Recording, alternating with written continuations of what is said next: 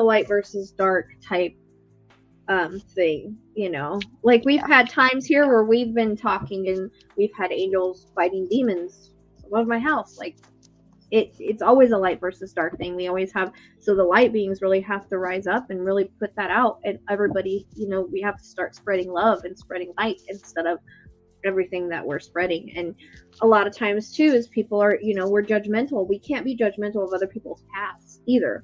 That's another thing, you know, like we have to we've never walked in their shoes, so we can't judge. We can't judge people's paths and the mistakes that they've made either, because that's what they chose in their blueprint regardless, you know. Ego manifests in many different forms on many different levels, and you start thinking, one of the signs too is you start to shift your consciousness in the terms of, instead of me, I, you start to feel a part of something bigger. You start to feel a part of the collective consciousness. That's when you get more empathy too. And, you know, it helps us dropping our ego. I mean, we're always going to have some type of ego. We're human. Again, we're meant to go up and down. We're going to ride the wave up and down. But your ego really dictates how you treat yourself and how you treat other people in your life. And it also, the more you let go of the me, I, the bigger your eyes open up to bigger perspectives and the bigger picture in your life. Because once you get these different perspectives into your life, it can make so much change. It can literally make waves in the right direction, because you're able to actually, and everybody can do this. This is called like discernment. In my opinion, discernment isn't always just given, it's earned. Sometimes people are born with more discernment than others. And discernment's the biggest part. Even if you have psychic abilities, if you don't have discernment, you can't tell what you're dealing with. You know, you can't make reasonable, just decisions. And I think that basically having the ego and having the discernment, if you let go of your guards and let all that down and start to see the bigger picture, you can make better decisions.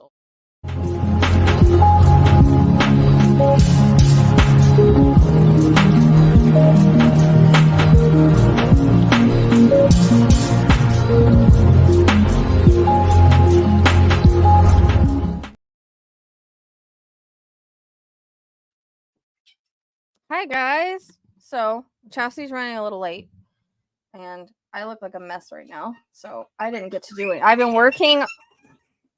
Sorry, as you guys know, it's early, and so you're gonna hear my bird.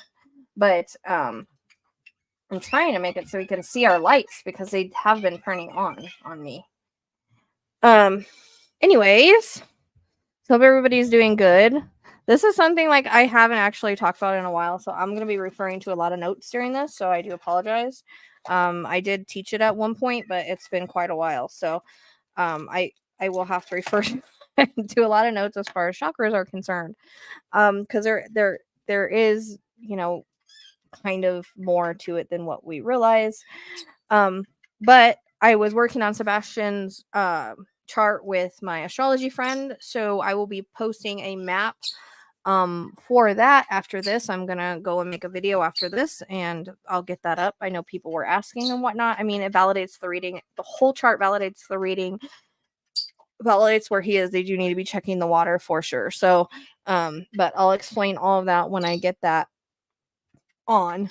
So well, we're waiting for Chasity to come on, because she said that everything's going on in her house right now, like all of a sudden with her kids and whatnot. So we're just gonna let people come in, and if you guys have any questions or want to talk about anything before we get started, before she gets in here, we can do it now, because we're just kind of chilling until she gets in here. On another note, I got these really cool cards that I'm super excited to use with the crime of locations. I mean, we have lake locations. Like, these are very specific location cards, so I'm super excited to use them. And I also have ones that are people cards that are super specific for people, so I'm excited to use them and see how accurate they're going to be. I was hoping I would get them today, so super excited about that. I wanted to get them yesterday excuse me, before I did the case on the two women, which also that astrology chart seems to be matching up. She actually did it for me today, so Once I do my mediumship reading on that, we'll put a map up for them too, and their astrology, like some of their astrology as well, just like I've been doing. So it's very validating for me. You know, especially with the Sebastian after we just after we just went over, like, and I have lots of notes. So that one will be a little more in depth than what I usually put. I went through each of the lines with her so I could understand them more. So I'm learning stuff backwards with the astrology crime charts, but I'm still learning and I'm still picking up stuff. So it's nice when the chart validates the readings and vice versa. So we're just waiting for Chasity to come. Well, he's in the water, and that's the right area. He's going to be found in a different area than where he was put. So, that's good because I wanted to get my map up first because all the lines go into that river, which is going to interconnect Riley because it's Cumberland River. So it's interconnecting Riley. I think I picked up Riley and Sebastian together, and so yeah, me too. It's just very intricate and whatnot. I'm just kind of learning the basics right now, and I'm having help with her. And actually, it is possible that he could be found on the eclipse because of where the eclipse is going in his chart. So, you know, he's definitely in the water, according to what this chart is saying. With us, got lots of Pisces. So, just saying, you know, it really upset me when they were at that area because it goes right through there. His Saturn line does. They were at that area and they didn't check the water. Cops don't think he's there. He could end up there. So lines aren't always where they're put, but where they could be found or end up. So same thing with Elijah, his moon line, where it goes. Doesn't mean they walked back there and put him there, but that could be where he ended up from wherever they put him at. So we have to understand that as well. All right, she's here. Hi. Finally. Oh, come on. I was trying to sit here like, what am I going to talk about for 10 minutes? Yeah, I'm sorry. My youngest child has the stomach bug. Autumn had it last week, and she's finally eating today. So I had to make her some food before we got started because she hasn't eaten in 2 days. She's pitiful. Like she couldn't even hold her head up. It was bad. Hey, there's that. That's where I haven't even heard from Lizzie today. I think her internet was out, but she's had that for days. It's that, what is that stomach virus that's going around? Yeah, the kids are getting better faster than the adults, I've noticed, for sure, which they generally do. Hey, I'm getting everything pulled up right now, so just bear with me. I just got everything in place. I don't know how I'm going to look at the outline and my notes at the same time because they're both in documents. You could copy and paste your notes to the bottom of the outline if you wanted to, or you could copy and paste the outline to your notes.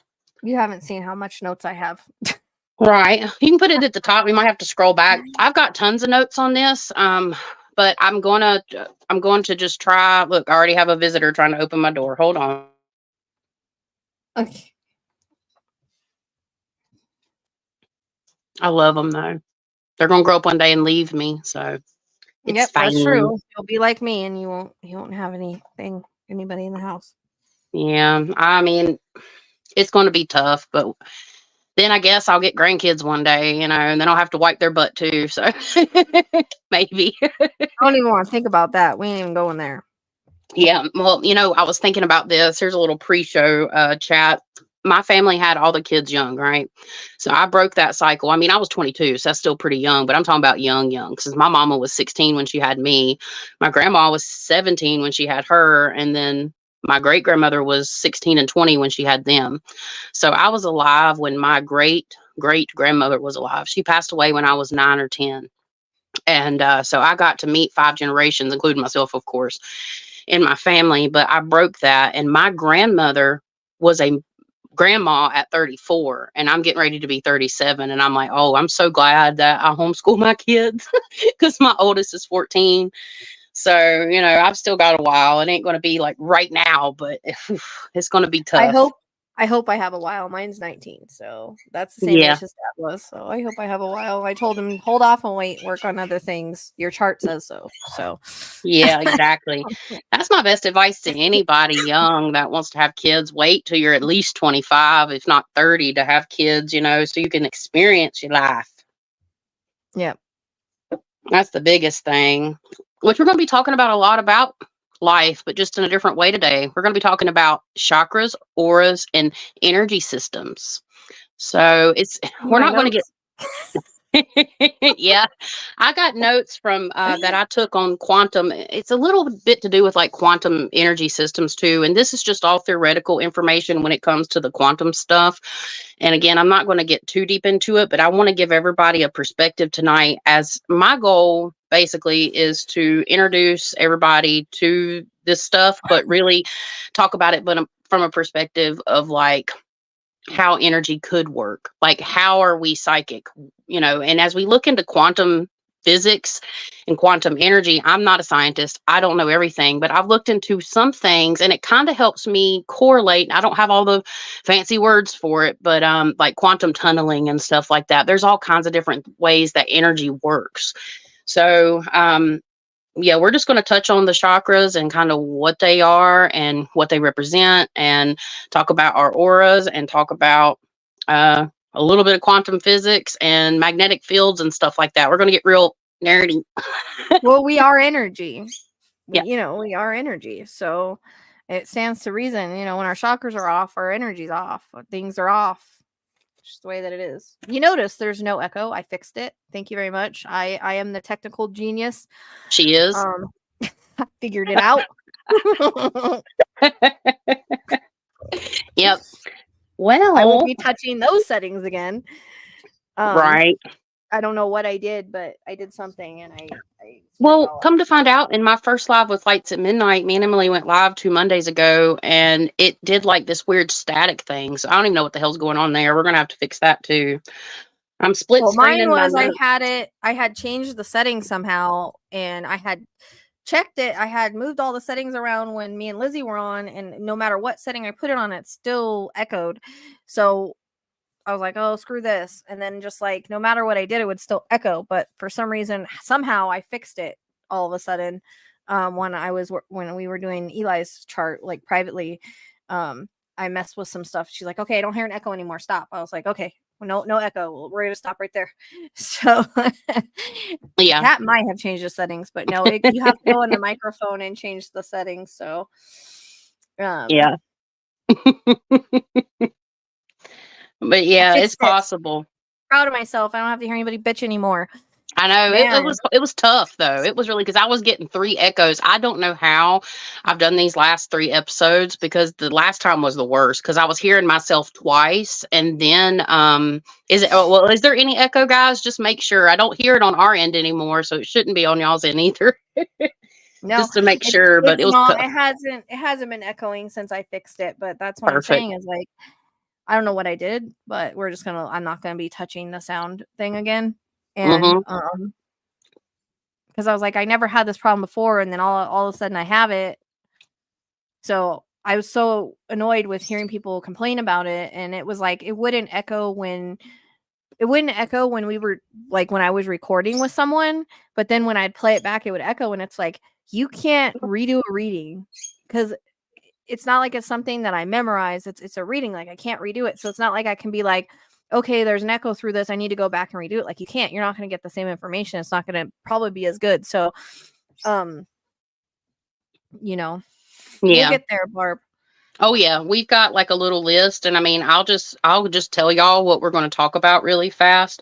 So we're definitely going to talk about what are chakras, what are auras, what are energy systems. So we kind of got that all spaced out, so me and Rochelle can take turns, and then we just have like the general terminology for the chakras, and we're going to talk about kind of what each one of those affect, and then talk about the auras. And then chakra blockages, like overactive. Well, again, we're just going to touch briefly on all this.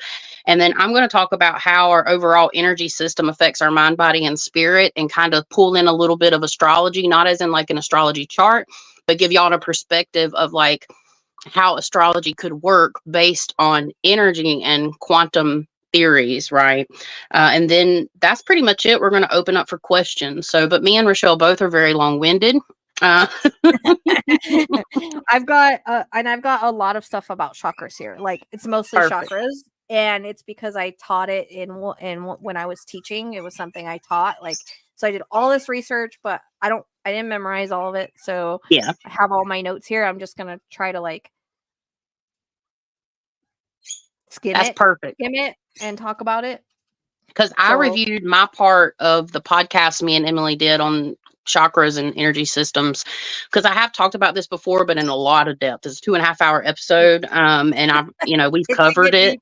It got deep. We went to some reading rainbow shit for real. It was like butterflies in the sky, could go twice as high. Hey, waterfall, and thank you everybody for being here. We certainly appreciate it and our shenanigans. But yeah, the whole point of me and Rochelle doing this again is to kind of give y'all a little bit of education, okay? Things that you may not know, or you may learn things. And ultimately, all this stuff is related to, a divine perception. Perceptive. We both decided on divine. I thought it was divine perception, right? Because I was like, perception's the best word. And she come up with divine perception or divine perspective. And we decided, I thought on perspective or perception, but she's been saying perspective, but it's close enough. Like, it's fine. You'll see our faces. I changed it. I don't know where that word came from, because I'm the one that came up with the word in the first place. I don't know. Yeah, it's all good. We got 2 busy schedules, but we've made it. We're here. We're blessed. We're alive. We're better. I really can't complain, except Mercury retrograde. Can we talk about that for a second? Because we normally kind of talk about things and before we get started. And how it's killing us.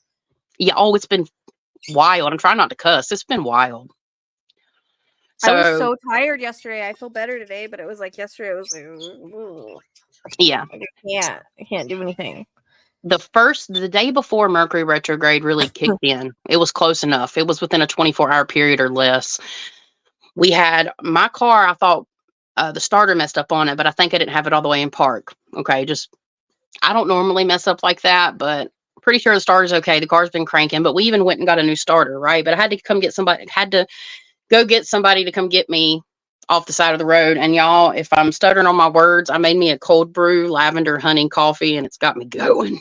It's got me ready. But anyways, that happened. And then my ex-husband, as he dropped the children off, he left at the top of my road. Somebody T-boned him. There's so much other things that happen. Like, I can't even remember now. And I even tried to make like a short TikTok video recapping my start to Mercury retrograde, and the sound didn't even work, because Mercury retrograde is, deals with technology and the way we communicate and all that kind of stuff. And, it's very interesting because it goes a little deeper than that. But really what Mercury retrograde is for a time for us to kind of rest and reflect and see what we can do to kind of change to have like a better future, ultimately, in very small words. But is it a bitch getting there? Absolutely. And then, the solar eclipse we have coming up April 8th. I'm planning on going live Sunday, April 7th, and doing what I did for the lunar eclipse. So I'll be going live again Sunday on my Luminary Luna Beams channel, and I'm trying to get like a video out too, but I can't guarantee that. I'm going to try hard, but we're coming into like the end of the lunar cycle. So at the end of every lunar cycle, people that are really in tune with this type of energy, which this actually has something to do with what we're talking about today with energy systems. So you get pretty tired at the end of the waning. So we're in the waning cycle of the moon, moving up to the new moon. It's literally gears people to rest. So even if you don't have time, you will feel like crap if you keep pushing yourself. My best advice to everyone is take it easy. Make sure you're taking like long showers and contemplating life. This particular solar eclipse has Chiron, the wounded healer asteroid, conjuncting it, which means it's over top of it on the chart, meaning that this solar eclipse is all about healing wounds. And wherever you find, I believe it's 19 degrees of Aries in your chart, on your houses, whatever house that falls in, can give you an idea of where this is taking place in your life. So I'm going to be going through that Sunday. But guys, just buckle down and be willing to like let go and release and rest if you can. I know we all have busy schedules, but that's the most important thing. The last two things I just want to mention again, I have an event coming up April 13th, Hamptonville, North Carolina. I'll be doing readings and selling my jewelry. I'm trying to do a pre-sale online though for my jewelry. We'll see. It might be before or after. I don't know. And then now I'm going ghost hunting April 20th in Hickory, North Carolina, at the place where they filmed the Hunger Games. I don't know which one, but they filmed the Hunger Games there. It's Henry River Cotton Mill. It's a mill. So besides that, that's what I have going on. Do you have anything you want to share? I know you were talking about some things before I joined in. I have nothing. Okay. You've been a busy girl though. No, I mean, just my cases and stuff, and it seems like my schedule is kind of like a lot of people aren't scheduling. I'm getting to the point where I'm getting caught up with everything. So I'll be doing lives to survive. I understand that. And working cases. So that's basically what you guys will probably see more of me. As long as I have the energy to do it. Like I said, my energy has been jacked because I'm still kind of like, I thought I was relapsing the other day. Like I had nasally and headache and coughing. I was like, what the heck is going on? I'm backwards.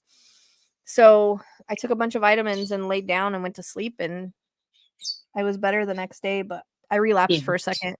And so I still got a little bit of cough. I'm still getting there, but I'm a lot better than I was. That's good. So, I'm glad to hear that. I've been sleeping a lot too, but yeah. And, so I like going back over like the old cases, because now is the time with Mercury retrograde to go back over the old cases. So you'll see me going back over some old cases with cards or whatever, or if I feel like I need another reading on it, because it's the time to do that. And with the astrology and whatnot. So like with Dylan's, like that's why I went back to Dylan, because it's like that time, because he went missing during Mercury retrograde. So he'll probably be found during Mercury retrograde if we can get anybody to search. So, it is our astrology. It's something that can't change. The only thing that could change it is like the timestamp being off, but we went off of like the phone call, which he was deceased very close to that phone call. Right. Was when everything happened. So, yep, that's basically what I'm doing. I'm gonna try to get my YouTube up. I might have to wait till after Mercury to sign the contract, but there's gonna be some management coming in maybe to like help the channel grow and everything, and get a further reach and do merchandise and stuff. So we'll see how that goes. But that would be great. That's what you need. You need people to help you kind of get everything going. Yeah, no that's basically when I say that. It's like a management company for like online people like us, like influencers. So, but I was going to sign the contract. I was like, wait, it's Mercury retrograde, but I don't know if I can wait. So, I mean, April 25th is the end day. I mean, you still have effects, energy effects for retrogrades. It kind of starts, I think it's about a month before and a month after. It's like just like the moon cycle, it wanes. It waxing and waning. It kind of does the same thing, but after the 25th, you can sign documents and stuff like that. You can now, but you run the risk of things messing up. If you absolutely have to do something, go for it. Hey, Snowfall, how you doing? I just would like to get it started ASAP. Yeah. So you got like 3 weeks. I don't know if I want to. What if they decide, I don't want to manage this lady now? She's waiting 3 weeks. You know what I mean? Right. I get it. I don't know. So, all right. That's it. All right. I'm just putting a word out here. Okay. So I am live. I'm just gonna. While you do that, I'm gonna kind of go over what I have for like the beginning part of the chakras. So, it's Rachel. I said Rach. I said Rachel. No, Rochelle. I have Rach there, like right beside of it, Rochelle, and I've known you forever now. And I knew your name was Rochelle, but they had me second guessing. But yeah, Rochelle, she's got the chakras and stuff. She's gonna talk all about that. I may add something to it. Like as she's talking, I may like chime in, but she's pretty much going to cover that, and then I'm going to cover like the energy system part. So that's pretty much what's going to happen. Again, save all your questions towards the end. We're going to try to get through this, and then we'll chat, guys. So anyways, I guess we're ready. We'll go ahead and get started. All right. So, like, to balance our chakras is to reach a place of balance between spirit, body, and health. So it ensures the flow of energy through our body. Chakras are known as energy centers. So each of the 7 main chakras are of importance. They start at the very end of your spinal cord, go all the way up to the pinnacle of your head, which is your crown. So before, like, my readings and stuff, I always clear my chakras, and then I feel like it helps you get clear information. That's the way that I do it. And it also tells spirit that I'm ready to work. Like, that's how I work. Everybody's different. And you can open and close your chakras. You know, when you open them, you're ready, and then you close down. I always forget to close down. But you close down, because I don't know. I always feel like if I close down, I'm gonna miss something. But you know, opening and clearing yourself before any kind of work should be done, and also grounding as needed. So the word chakra actually means wheel in Sanskrit, and symbolizes the flow of energy in our body. There's thought to be spinning discs of the energy that stay open and aligned, and they correspond to bundles of nerves, major organs, and areas of our energetic body. The 7 chakras are present in our body are actually energy centers and are known to regulate emotions. Their origin can be traced back to Hinduism and Buddhism. Both of them talk about the shifting nature of chakras. And according to meditation practices, if the chakra becomes out of sync, they can negatively impact your physical, mental, and spiritual health. Each chakra is associated, and I got chills, with a body part and its proper functioning. Some say there's 114 different chakras, but there's 7 main chakras that run along the spine. It's important to become aware of the 7 chakras in your body. It will help in detecting any deeply rooted issues in your body before they come to service. Like, sometimes it can cause the physical to manifest in our body when our spiritual's off, or when our energy centers are off. Locating and analyzing the chakras can help heal old emotional and physical wounds. So each of these main chakras, we have the Kundalini, which is your spine energy center. That's referred to as the vital source of energy that we hold within us. It's often called the sleeping goddess or serpent power. So a lot of times it's known as like the snake up your spine. And it is coiled around the first or root chakra at the base of the spine. So it works kind of in unison. Imagine the chakra system like existing on a single electrical circuit that runs lengthwise up the spine, with the lights at location of each of the chakras. So sometimes, like, I actually don't do this anymore. I'm glad I'm reading this because I'm reminding myself. But, you know, whenever you do your chakras, you can also kind of heighten your Kundalini by also like going like opening one chakra, clearing it, and then seeing the light up the spine, and then doing the second chakra. So it runs lengthwise with the lights and locations of the chakras. As the Kundalini rises and travels up the spinal column, it passes each of the chakras on its way up, giving a boost, so to speak, and making them light up. Considered a form of spiritual energy, raising Kundalini requires one to be firmly disciplined in both mind and body in order to properly be prepared to embrace the responsibility that comes with the Kundalini awakening. Essentially refers to the discovery and awakening of inner knowledge. And so, like, you can do that. Like, you can either see it as light or a snake whenever you're kind of activating it or lighting it up.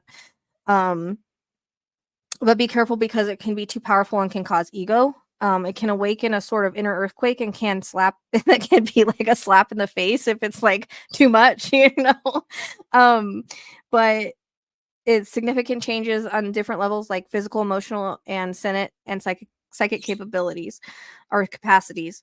What is blissful for some can be a nightmare for others. So once the awakening comes in, it will be impossible to avoid those parts of us that have been left under the carpet. So kind of like, I guess, like a shadow side. So you don't just really want to awaken it all the way, just enough to energize the chakras, give everything a boost, and the energy is powerful and can include shaking, vibrating, movement, visions. Grounding practices are crucial. So to open it completely takes years of work, and you got to prepare for that. But, you know, crazy energy comes along with it. So activating it along with your chakras is good for, you know, spiritual practices and kind of getting everything in balance. Do you want to add anything with that before I go into the first one? No, I mean, just briefly, the way that I help clear my chakras and even help open them on my own, because you can always seek out help. There's many great Reiki practitioners that can help with this too, or just people even like us, we can kind of help, but there's people specialize in doing this basically. But the way I do it at the house is I use either like a crystal quartz or a black tourmaline or both. And I start with I lay flat and I start with my root chakra and I work my way up to my crown chakra, and I put it over each chakra and just kind of meditate, and I feel energy. And a lot of people can feel energy. Some people can't. It might be a little more difficult for the people that can't really feel crystal energy, and I clear it out that way. So I put it on there, I let it do its thing. You feel a sensation almost. It's very subtle sometimes and sometimes it's not. And then you'll feel when it starts to kind of relax and let go, you can move it up your main chakra systems. I always start by like holding them in my hand, both of them, but you can also get a crystal for each chakra, and you can put it on each chakra and do it all at one time too. So that's just kind of something I've done, and it actually is very helpful. Even if you can't feel it working, it still will work. So what she's explaining and stuff, that's kind of a very easy way to do it. And it also starts with grounding. Anytime you want to do anything like this, you just start with grounding yourself. I generally sit straight up or put my feet on the ground or go outside, and I just imagine the roots growing out of my feet all the way into the earth and just deep down into the earth. I let everything drain out, and then I pull Earth's energy back up, and then I get started. So that's just kind of an easy way you can do it at home yourself. And the first time I ever put a stone on one of my chakras, it was here, and it was a black obsidian, because I started learning about all this stuff. This was about 4 years ago, and it was painful.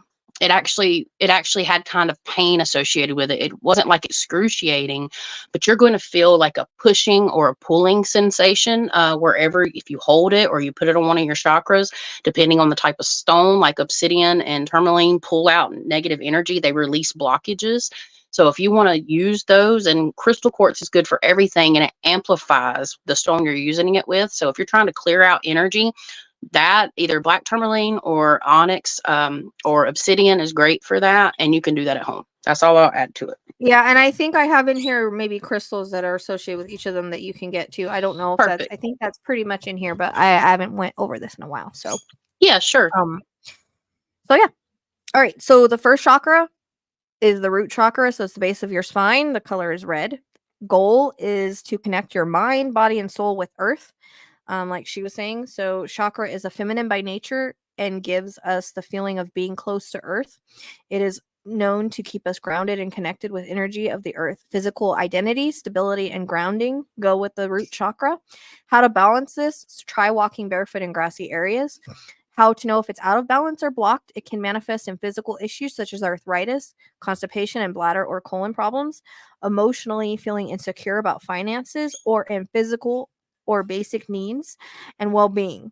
When it's in an alignment, then and open, we feel grounded and secure, both physically and emotionally. Anxiety and confusion over what is safe.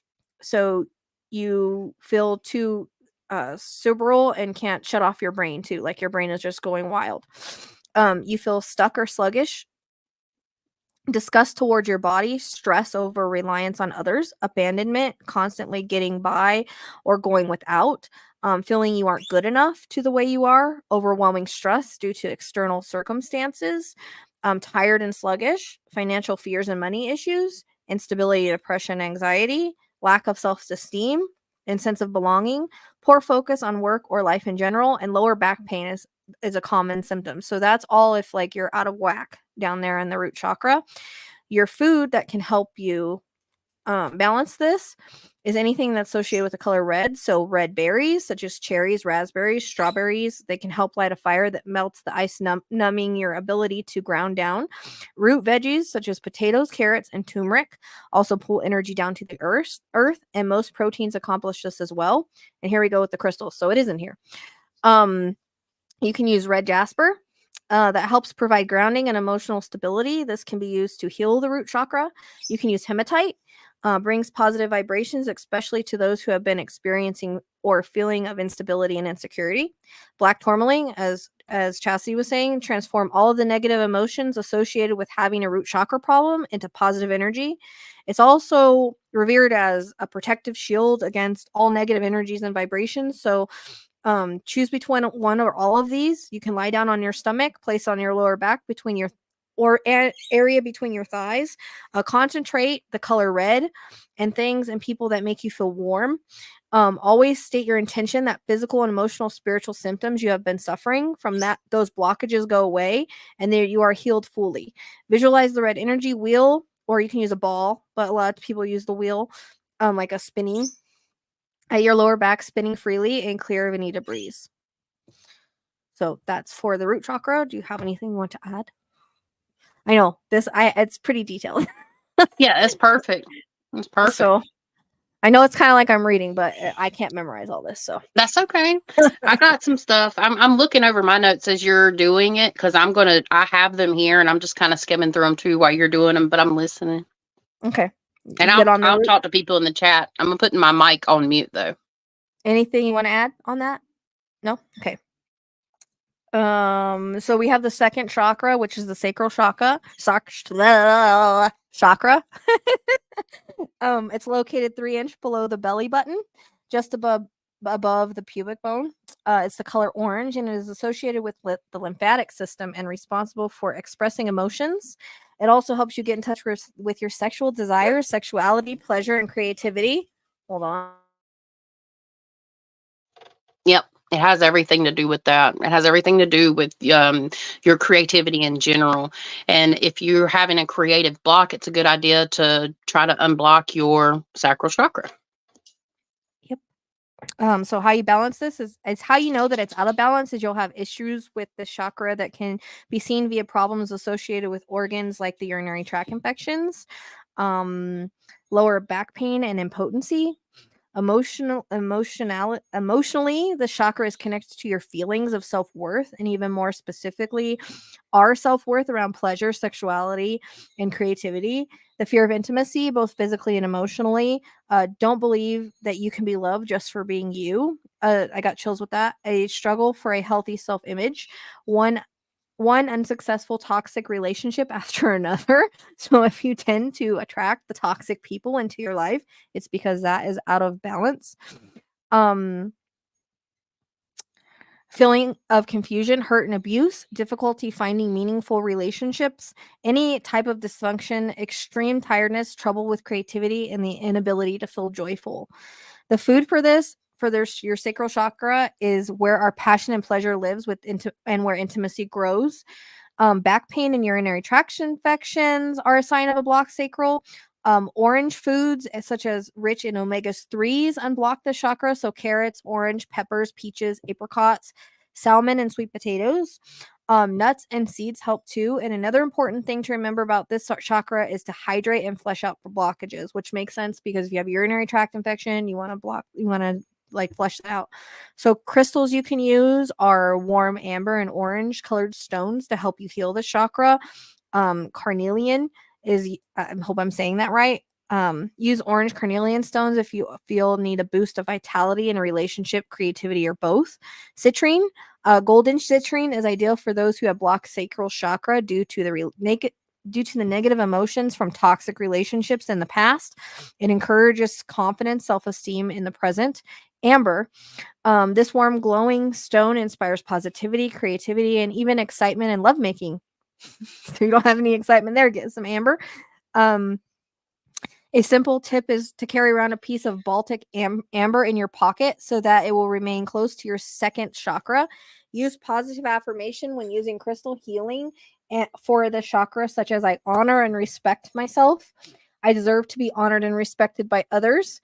And I am spontaneous and my creativity flows through me. So that's for our sacral chakra. Anything? Yeah, and I would like to add here, and this is a sensitive subject, so viewer discretion is advised. But if you have suffered from any type of SA, this chakra can be very much so blocked. And because of the trauma. And this is when you get into the realm, and something I'll speak on just briefly in a bit is how we attract things to us with our blocked chakras and the energy we put out. So I'm just going to leave that there, but I'm pretty sure y'all can get the idea.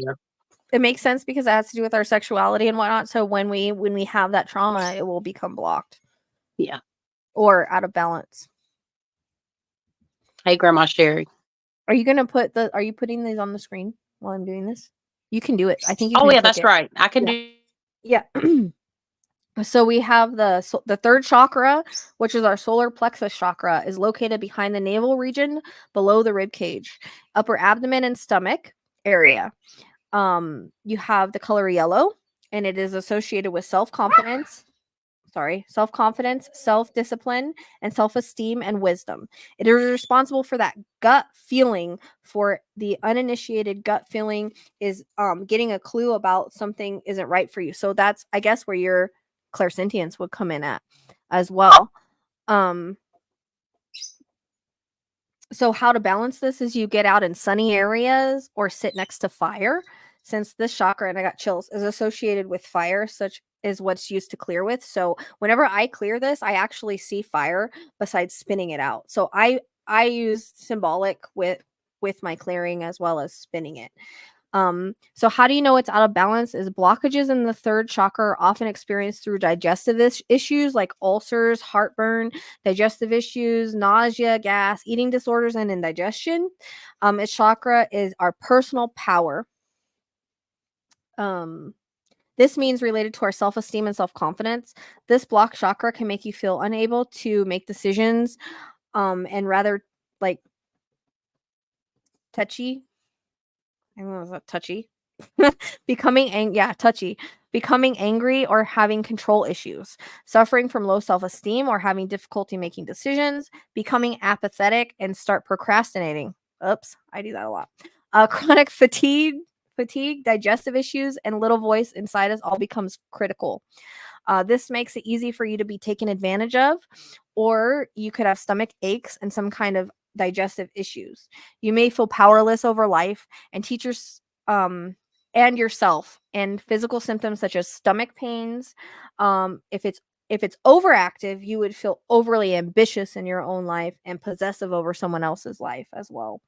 The food associated with this is the fire. So sun is helpful in warming our stress away. Excellent food to nourish and feel good. Flow include pineapple, corn, bananas, lemons, sunny foods, whole grains, particularly ancient grains, feed the chakra with complex carbohydrates. So farro, spelt, and oats. Also, greatest yellow food of all time is curry, and all yellow warmth or fiery heat. So I guess eat some hot stuff. Crystals they would use are yellow Appetite.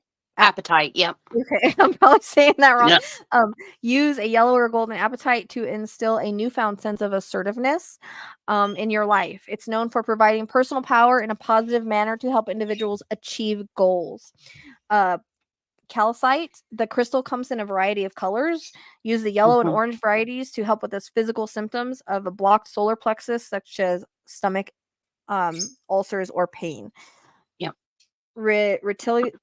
Retilated, I can never say shit right, quartz. Oh, if there's rutile quartz and rutilated quartz. I know it's that really hard. Rutilated. So that's basically quartz that has like little black like streaks going through it, or it can be gold too. It's pretty. Okay. So if you have an overactive third chakra and someone else is involved, use this type of quartz to help you heal the chakra and your relationship with that person. Negative feelings toward them will be transformed into something positive. For healing physical symptoms associated with the solar plexus chakra, lie back and place a calcite on a particular part of your stomach. Visualize this energy surrounding the yellow spinning wheel and pushing away everything that is harmful. Make sure that your intention is clear and that the pain or illness be relieved, and you will feel better. Use the other stones similarly with this intention of getting more motivation in your life and heal unhealthy relationships with other people. You can also wear amber jewelry to help the third chakra. Mm-hmm. Anything you want to add? Basically, this chakra, It's right here. Okay. So if you have a lot of like nervous energy, it's associated with anxiety too. And this is known too as our second brain. So it functions like with all of our energy systems, even though the heart is the center because we have 3 above and 3 below. This is where we absorb and release energy. Okay. And if this chakra is overactive, you can be real antsy and just kind of like, or you can, if you have a lot of anxiety and stuff, it comes from this, not particularly just this one, but this is a big one. When I see attachments in people, we've talked about this publicly. I don't know if Emily's listening in or tuning in, but we've talked about this like in our podcast. She had something right here because Emily, she's a lot of earth sign, and she had to learn how to release that energy out because it can come out in different forms. And sometimes we release, I know this is TMI, but sometimes if you have that anxious feeling, you release that through your number ones and number twos, a lot of times through number twos. And this is for everybody. Like sometimes you can actually release negative energy through a number two. I know that sounds crazy, okay, but that's if you have an overactive bowel stuff. But we even saw it. You can see it sometimes, and it's just sometimes it's blocked or sometimes it's overactive. But mostly, just know that you absorb energy through all of them. But your solar plexus is really important when you're like giving and receiving energy. You can pull, like when I do energy work. Sometimes I use every time I use my hands. So, and it's a different way. I do mine just differently. It's not anything I was taught. It's just something that I personally do. And I even pull it around my solar plexus because there's like, big energy. I don't know if you can understand what I'm saying. I'm pretty sure you can. It's like a big energy ray. It's crazy. It's crazy. Solar plexus is very important to be cleared because it has a lot to, all these have a lot to do with your life, but this one's super important. So I'll leave that there.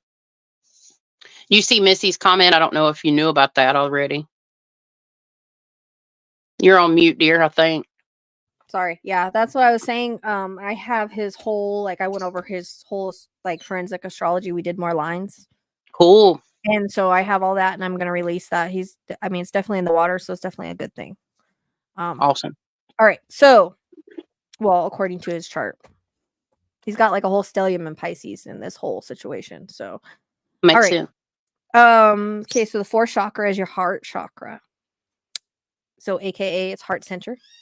It's associated with love and compassion. Color is green. It's located in the center of your chest, not where the actual organ is.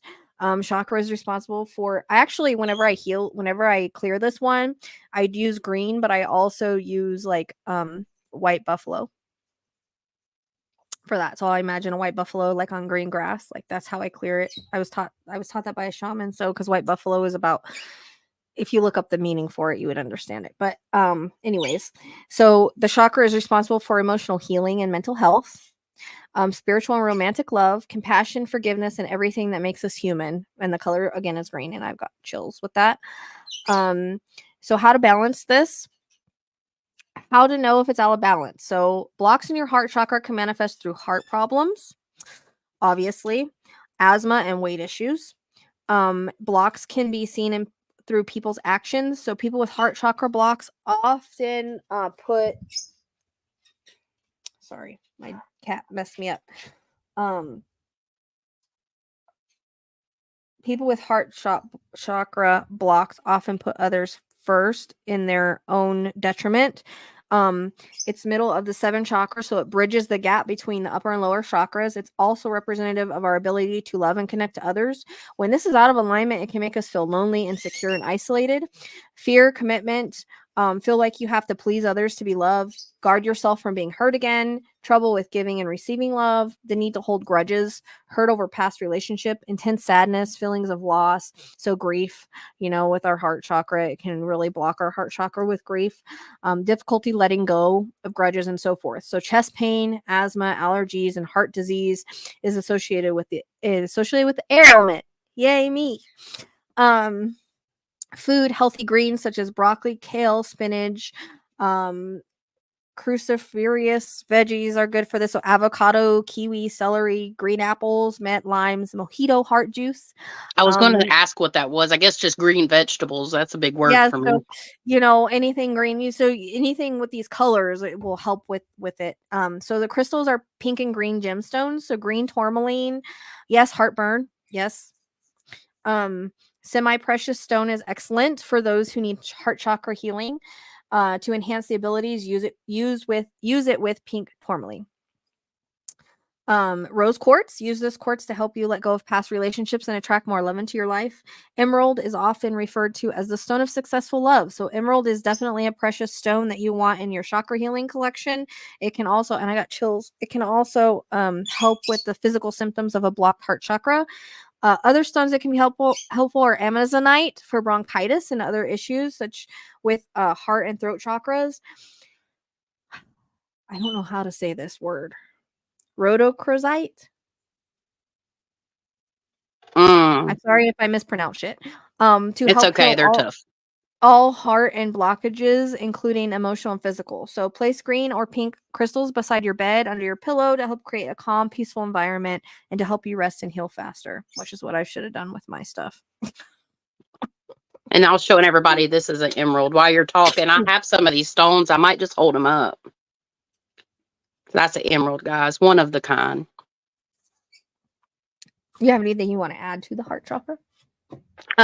Something that it's really our energy center.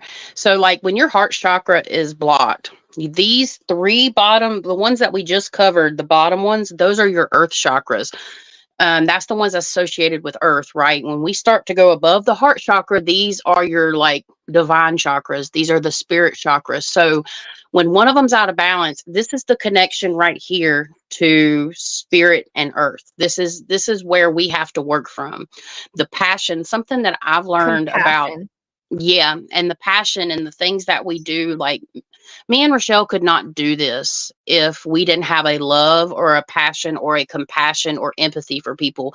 That comes from the heart chakra. Can your heart chakra be blocked from, trauma years ago and you still do this type of work or still just, are able to get intuitive information? Yes, 100%, because it's not just, not one thing's going to block everything from coming through, but does it help you connect better if you can release the pain? Right now is the time to work with the heart chakra specifically and the solar plexus. It really any of them for this solar eclipse, because it's all about the heart and it's all about forgiveness. So you really want to work with this chakra specifically, because if this is out of whack, your spirit and your earth cannot connect. And that's why we are mediums, but we all have the potential not to be necessarily 100% a medium, but we all have this potential to connect to a higher power. It's just going to look different for everybody else. So even though if you don't connect with spirit like me and Rochelle do, you'll connect with spirit in a different way. Get these heart chakras unblocked. Forgiveness is the most important thing. And when you talk about, it goes back into like the afterlife, like you have to, nobody's up there saying we need your forgiveness to enter the gates of heaven. That's not how this works. In my personal opinion, you have to forgive yourself. And this comes from your heart chakra. It's so, so important to keep that and to be able to receive divine information and all that kind of good stuff. So, yeah. And if it's blocked, like you don't have that compassion for others too. Like, and grief can block it too. And that's what keeps us in that grieving space, that stuck space. So we have to learn to forgive ourselves and not hold like ourselves accountable for other people's passings, because everybody has a soul path. So nothing is our fault in terms of if someone passes away and we might feel guilt about that. We have to release that, because that's not our soul path. That was their soul path to leave when they did. And there's nothing we could have done to stop, done to stop it. So that's something we have to understand with grief. And this is a green aventurine, if y'all can see it. And that's why broken heart syndrome is a real thing, is because the grief affects the heart chakra and therefore breaking that heart. That's why people have heart attacks with a huge, loss like that. Because it's affecting that heart chakra. Just saying. All right. So fifth chakra is the throat chakra. It's associated with voicing your expressions and being creative. The throat chakra is located right above the heart and is in the throat area. It's responsible for expressing the truth and sharing your opinion with others. So communication and self-expression, and the color is light blue. How to balance this is wide open spaces or recite mantras that ring true inside of you. or affirmations, things like that. Or you can sing or hum or whatever. So how to know if it's out of balance? The throat chakra is connected to your ability to communicate verbally. So voice and throat problems, as well as problems with everything surrounding that area, such as teeth, gums, and mouth, can indicate a blockage. Blocks or misalignment can also be seen through dominating conversations, gossiping, speaking. And I keep getting chills. Speaking without thinking, having trouble speaking your mind. When in alignment, you will speak and listen with compassion and feel confident when you speak, because you know that you are being true to yourself and with your words. A blocked throat chakra translate to feeling unable to be heard, judged by others, or unable to speak. Scratchiness or tickleness that interferes with speaking or eating. Fear of speaking up. Go along with others so that you don't upset anyone. We know that mine must not be out of whack. Not telling what you want or what you feel. Mine's definitely not out of whack. Frustration is, so if you feel frustrations, is your throat feeling blocked? So feel others, don't listen to what you have to say. So like if you feel like you're not being heard. Voice loss, nasal problems, congestion, sore throat, thyroid problems, extreme shyness, and habitual lying. That's if it's out of whack. So foods high in antioxidants that improve immunity but aren't acidic. Enough to be sour really helps. So blueberries, blackberries, and plums. Soothing liquids like raw honey, herbal tea can help calm an overactive throat chakra and soothe irritated mucus linings. Crystals. You'll want to use blue and blue-green stones. So aquamarine. Here we go. Roscoe. Aquamarine is one, if not the most powerful stones for cleansing and stimulating the fifth chakra. It gives one the courage to speak up clearly and honestly without any anger or fear. You have the lapis lazuli. Use the stone to help you understand and speak the truth, promote self-expression. Amazonite, to soothe physical symptoms of a blocked throat chakra. This helps one speak their opinions and ideas without fear of judgment.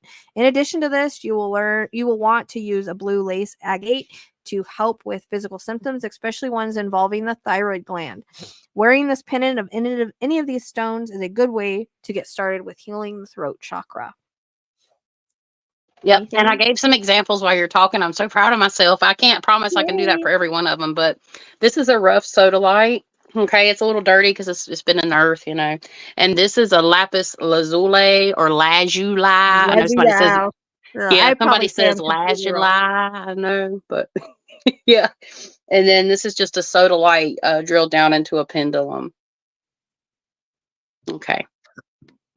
Yeah, it's all about speaking your truth. Like being able, if you have been told, let's say growing up, because, you know, let's face it, we've all had trauma growing up in some way, shape, or form. But if you were in a family that you were never encouraged to speak your own truth, that can follow you throughout life, or even a relationship later in life where you had your voice taken from you, this is generally closed. And you want to work on that. And this helps you to speak up and speak your truth instead of being, this is what Spirit's coming in and telling me. I'm getting the chills because there's somebody in the chat that's dealing with this. Basically, like I'm the yes man. Like I can't say no. If your throat chakra is blocked, you don't know how to say no. And that's one of the worst things that you can do, because like I want to help everybody and have a place for everybody. But as in Rochelle, boundaries. Yeah, exactly. And that comes with other chakras too. We have to set up boundaries for all this kind of stuff. Okay. And that's one of the most important things you can do to not have any type of spiritual attacks or spooky stuff to happen too, is boundaries. I'm getting cold chills on that as well. Your cold chills rubbed off on me. But yeah, you have to be able to speak your truth. You have to be able to stand up for yourself. Does that mean like raise hell and rebel? No, it doesn't mean get your pitchforks. Sometimes we have to get our pitchforks and look, yeah, we have to do that sometimes, but having your throat chakra blocked is definitely a sign. Is if you've been told to be quiet, you talk too much, and that can kind of stain us, you know. And even Spirit's wanting me to bring in right now. I'm not supposed to channel, but I can't help it. Bring in work. We always channel, though. You know what I mean? Like that just comes natural. It's just the way that it is. They teach through us, so. Exactly. And it's a work thing too, because, you know, you go to school, we're put in these cinder block buildings that we're, you know, told to walk in straight lines, and you having uniform, you know, behavior and stuff is good at a time and a place. And school really teaches us that to a degree, right? Sorry, I got sidetracked. ADHD. I put it up there though. But yeah, so I mean, school is a big thing. How we're like shown how to be adults and how to function in society and stuff like that. But it also can be very damaging for certain children because certain children have different needs, like autistic children or children that have ADHD. And a lot of this is coming out more and more, and it could be part of our lifestyle and society. But this is all with the throat chakra. Spirit's telling me it all has a lot to do with that and an imbalance. And some of these things can be managed better if our chakras are balanced and we understand the way energy works. And that's what we're getting to the bottom of today, or at least just like a smidget of how energy works. That's what Spirit's really been like drilling into my head, is like the more I can show and teach people a way theoretically how this could work, because as humans we have to understand, we want answers, we want to know why it works. Well, we're dealing in a realm of like, we're only getting connection, and we're trying to make the best out of what we can with what we receive through divine spirit or our research. And the more you understand how your energy system works and how our chakras operate, you can actually help heal yourself. It is possible. 100%. Do we need help every now and again? Absolutely. We need help every now and again. It's great to have a Reiki Reiki healing session or a trauma session. But yeah, I could probably go on, but I'm going to keep that there because we're going to these are some of my most open chakras. When I first started this work, I'll go ahead and share this with you too. When I first started this work, my lower chakras were all messed up. But that the prognosis has changed over time, and I'll talk more about that when it's my turn. It's the coffee. And we have to remember that we are energy. It all works in unison with our body. So a lot of our physical manifestations and things like that, like it's because our chakras are blocked and whatnot, or they're not working right. Okay, so we have the sixth chakra, which is your third eye chakra. This loosely translates to beyond wisdom. This chakra is responsible for gathering information about yourself and beyond the materialistic world. So intuition and imagination, perception, awareness, and consciousness. Essential if you want to develop psychic abilities. It is located between the eyebrows, and the color is indigo. How to balance? Well, how to know if it's out of balance? Since this chakra is physically located on the head, blockages can manifest as headaches, issues with sight, concentration, and hearing problems. People who have trouble listening to reality, who seem to know it all, or who are not in touch with their intuition may also have a block. When open and in alignment, it's the thought that people will follow their intuition and be able to see the big picture. Insomnia and nightmares are also associated with this chakra. Can't figure out your purpose in life, don't recognize your intuition, difficulty making decisions, feeling lost when it comes to your spiritual purpose and path in life. Frustration is that there is something wrong or out of alignment, confusion, dizziness, sinus headaches, blurry visions, both physically and symbolically, difficulty making decisions, even simple ones, vulnerability around others who might want to take advantage of you. That's if it's out of alignment. Okay. Food to treat this with dark indigo foods such as eggplant, purple carrots, and kale. Our old friend blueberries returned, but consider eating them covered in dark chocolate. So there's your reason to eat dark chocolate. I actually have some chocolate covered blueberries in the cabinet. Sounds good. Keiko is considered a superb third eye and blocker. I don't know what that is. CACAO. I've never heard of it. So chocolate is good for the chakra as well. So here's your reason to eat some chocolate. If you ever needed a reason, this is solidite, sodalite. Am I saying that right? Sodalite? Yeah, sodalite. Sodalite. This beautiful stone is very beneficial for those who need help thinking logically and more clearly. It can be used to access your own subconscious thoughts. Purple fluorite. Hold on to this stone whenever you need to get over brain fog, assist in mental clarity and organizing thoughts. Vera Cruz amethyst. Use the specific variety of amethyst to ease the physical symptoms associated with blocked third eye and help awaken the pineal gland. Amethyst is also good. Melody stone helps open up all psychic abilities. I would really love to get a melody stone. I love them. They're just expensive, but they're cool. They're the seven sacreds. Crystal elixirs are great for unblocking and healing the third eye. You can also wear indigo or purple colored stone earrings or jewelry, especially amethyst, to help you stay focused and aware of the environment around you. Yep. And I've been digging through my crystals trying to find some as you're talking. So yeah, third eye again. I'm trying to get my little mushroom out. He's in my drawer right here somewhere, but he's black and I can't see him because it's darker over here. I might have to pass on him this time. But anyways, I have a black obsidian somewhere I was going to show y'all. Oh, well. Anyways, yes, you take it, you put it on your third eye. And here's one of the ways to know if your third eye is cloudy or if it's what I call cloudy.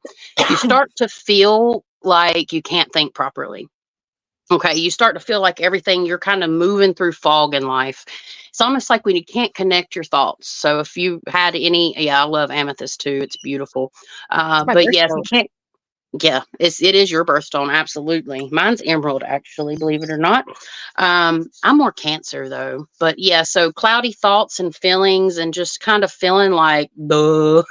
Honestly, or if you're trying to connect and you already are fairly intuitive and you're trying to connect for whatever reason, if you can't get a clear answer, it's either because you're not grounded, you haven't taken the time to properly ground yourself, or your third eye is blocked. I recently had a Reiki clearing for the very first time, and although I could still pull in information, I honestly felt like my connection wasn't as strong as it could be and as it has been, because I was having some 3D worries down in my root chakra. And although none of them were blocked anymore, I had just kind of like a staticky blockage, it was told to me. And she helped clear that out, and it opened up my third eye even more. So my connection is even stronger now than it was previously. Like my abilities went whoop, when I had my Reiki session. It just allowed me to interpret the messages and the visioning more. So your third eye, and see, people always talk about opening the third eye, and this is something I'm going to go into later. But opening your third eye doesn't just mean you're going to see things. Opening your third eye is opening your intuition flow. So third eye is important because it deals with your clairvoyancy, right? But the term opening your third eye isn't all about clairvoyancy. It's about other things too. So very important chakra. Like when I first started again, all this was open. I was seeing stuff, but I wasn't grounded. So again, they all work hand in hand, but that's all I want to add to the third eye. Well, I was watching this, I think she was Hindu, and she was talking about how if we bring our perspective to our third eye, so like if we roll our eyes and like if we're looking at our third eye, like that can help. I thought that was kind of interesting, and we bring light there. And also like tapping any of these chakras will work too. Like the tapping method, I actually tap my third eye and then I push on it. Like I push on it and I hold it, so the pressure like will relieve it. Like I learned that. But yeah, I thought it was interesting. Like she says, like if you bring your perspective to this, like especially in meditation or whatever, or whenever you're trying to open it, like it kind of hurts a little bit, like rolling your eyes to your third eye, but you bring that and you put in light, or you do the indigo open. I also always see like this eye, like an eye open. You can make it any color that you want. I tend to make mine purple or indigo just because, and then I will spin out from that eye. But I will literally imagine like an eye and all the detail that I can, like being open with the iris and the eyelashes and everything, and cool. I open it, and that's how like I was taught to kind of open your third eye. Also, right. I used to use like a unicorn horn coming out of that as well, because the unicorn horn, it's where the third eye is. So those are just some cool things of ways that you can work with them. Yeah. And another thing, if y'all have noticed, one of the things I was taught is looking up and to the right accesses that part where we're intuitive. So if y'all notice, when I channel, I look around a lot, but when I'm channeling information, you'll see me stare off and look up to the right a lot of the time. Sometimes it's to the left, because it's almost like I'm having a conversation. So people that have seen me channel before, you'll see me do this a lot. And I'm constantly doing that because I'm looking up, just like Rochelle's saying, just a little bit different. It does work. I do that though. I do that too, because someone always tells me when Rochelle looks, I don't know if it's the right or the left, some information is going to come. I guess I do, exactly. And I don't realize it. So yeah. Yeah. It becomes second nature, honestly. Mm-hmm. So your seventh chakra is your crown chakra. Here, I also, whenever I clear the chakra, I imagine like I'll spin it out, but then I'll bring lightning down. That's the way that I do it. But seventh chakra, the crown chakra, it's responsible for direct connection with the almighty and the conscious energy. It's your higher state of consciousness and to the divine. It is about awareness and intelligence. This chakra is located at the top of your head and is associated with the Buddhist concept of achieving nirvana. Trying to balance the chakra will help you gain insight into yourself and balance other chakras as well as gain guidance from spirit and the other side. You must balance all the others before you are able to unblock the chakra. The color is the violet or white. I mean, I always clear it as violet, but you can bring white into it as well, or light. So how to balance? How to know if this is out of balance? The crown chakra is linked to every other chakra and therefore every organ in the system. And so it affects not just all of these organs, but also your brain and nervous system. It is considered the chakra of enlightenment and represents our connection to our life's purpose and spirituality. I think that people that are very closed off and very, it's okay to be like skeptical and things like that, like they don't have an open chakra at all. Those that are blocked crown chakra, it's just funny because I just said that. Here it is. Chakra may seem narrow-minded, skeptical, and stubborn. When this chakra is open, it is thought to keep all the other chakras open. This can also cause depression, sensitivity to light, headaches, and migraines, very attached to material possessions and achievements, feel lonely, insignificant, and aimless, disconnected from any spiritual side of life, no connection to the higher power, feeling unworthy of spiritual help, feel that your higher power has abandoned you. So people that are like, oh God, why is God, making all this happen to me? Feeling of insignificance and out of place in the universe, feeling of abandonment from the higher power or your spirit guides, having too much of an obsession and attachment to material things, very painful migraines and tension headaches.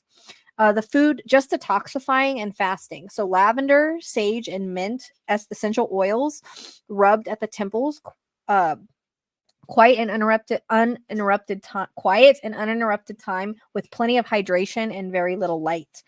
Crystals to use with this are dark purple crystals to help unblock the 7th chakra. So clear quartz, very versatile and powerful stone to have for any spiritual purpose, including clearing a path to the astral realm, used to help overcome anything blocking your communication with your spirit guide. And you can use, like she said, the clear quartz along with one of these other ones to accentuate that. The Herkimer diamond. It's not surprising that such a beautiful rare stones are powerful for healing. Use a Herkimer diamond to help you accent divine energies. Keep at least one under your pillow at night to keep your crown chakra open and aid in lucid dreaming. Amethyst. Use the dark purple amethyst in crystal therapy to help relieve migraines and any other physical symptoms. Sit straight and place one or more on the top of your head. Try to visualize the energy from the amethyst clearing away any debris from your crown chakra. In addition to these stones can work on healing the 7th chakra simply with gratitude. Make a list of things you are thankful for every single day. No matter how small or insignificant, there are many benefits to a gratitude journal. I actually go around and say, like, I'm thankful for this, I'm thankful for that, thankful for that. Like, it does help. Because it kind of shifts the way that you think about things. To use crystals to help heal the energy of your chakras with crystals, visualize the energy from the crystal going to each of the chakra, one at a time, starting with the root, cleansing and opening it back up again. It's ideal that you get an entire crystal set for all the chakras, even if you think you need just one. You never know when you need to unblock them with help from a healing crystal. Use crystals in conjunction with Reiki healing and crystal elixirs, crystal infused water. So what's really good is if you can, you take some crystals, put it in water, go put it in the moonlight on a full moon, drink that up. I actually haven't done that in a really long time. I should probably do that. But crystal infused water is to enhance the results. Also placing water again in the moonlight, which I just said, it'll make it more powerful. Make sure that you state your intention clearly before meditation and using affirmations such as I am healing and then the name of the chakra. So I am healing my root chakra. I am healing my sacral chakra with the name of the stone. I am healing my third eye chakra with an amethyst if you want to. Some people find affirmations to help focus more than just visualization. As these are all energetic centers of the bodies that correspond to feelings, and one of them probably resonated with you. A different one may resonate with you tomorrow. It is like that one resonates with you more than any others as a continuous problem. So a chakra where you often deal with blocks, other blockages may pop up every now and then.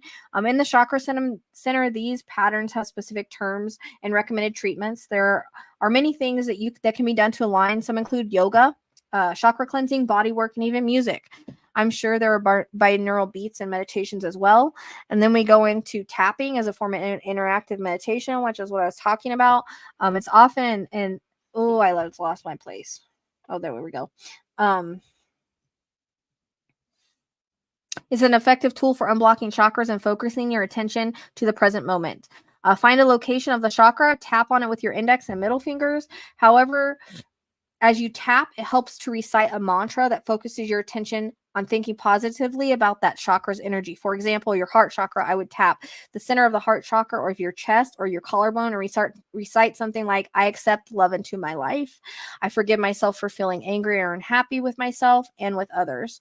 So tapping on these 5 to 7 times, we'll see the colors spinning, and deep breathing can help clear the chakras. You can also use symbols for each. Other ways are walk, get out of nature or hike, dance, put on some of your favorite music and start moving. If you can't dance, your chakras don't care. It is the movement that opens things up. Your root and sacral chakras really like dancing and movement. Your throat chakra will feel better as well if you sing and get going with that. So singing and dancing is always wonderful. And then just to go into like grounding, I don't know if you want to add anything before I talk a little bit about grounding. You're on mute. You're on mute. You're on mute. You're on mute. Okay.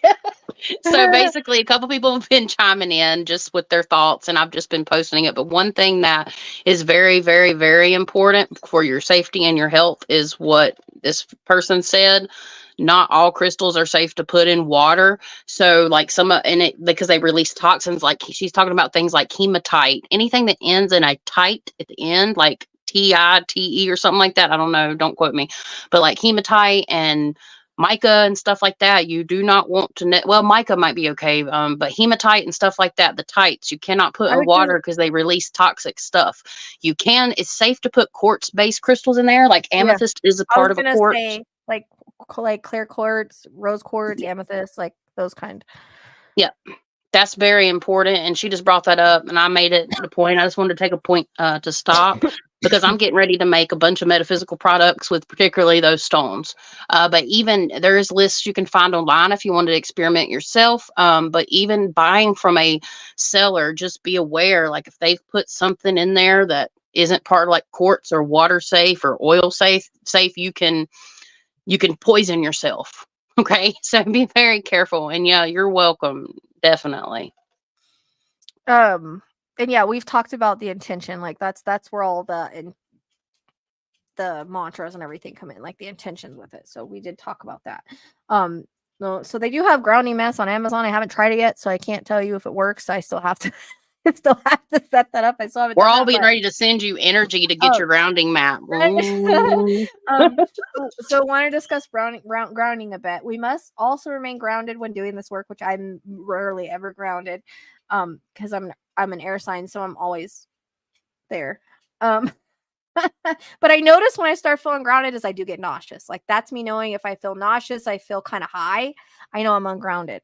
So if you feel ungrounded, you may feel nauseated, kind of high feeling, or just out of it. You get distracted easily, space out, or overthink or ruminate. Engage in personal drama, experience anxiety or worrying.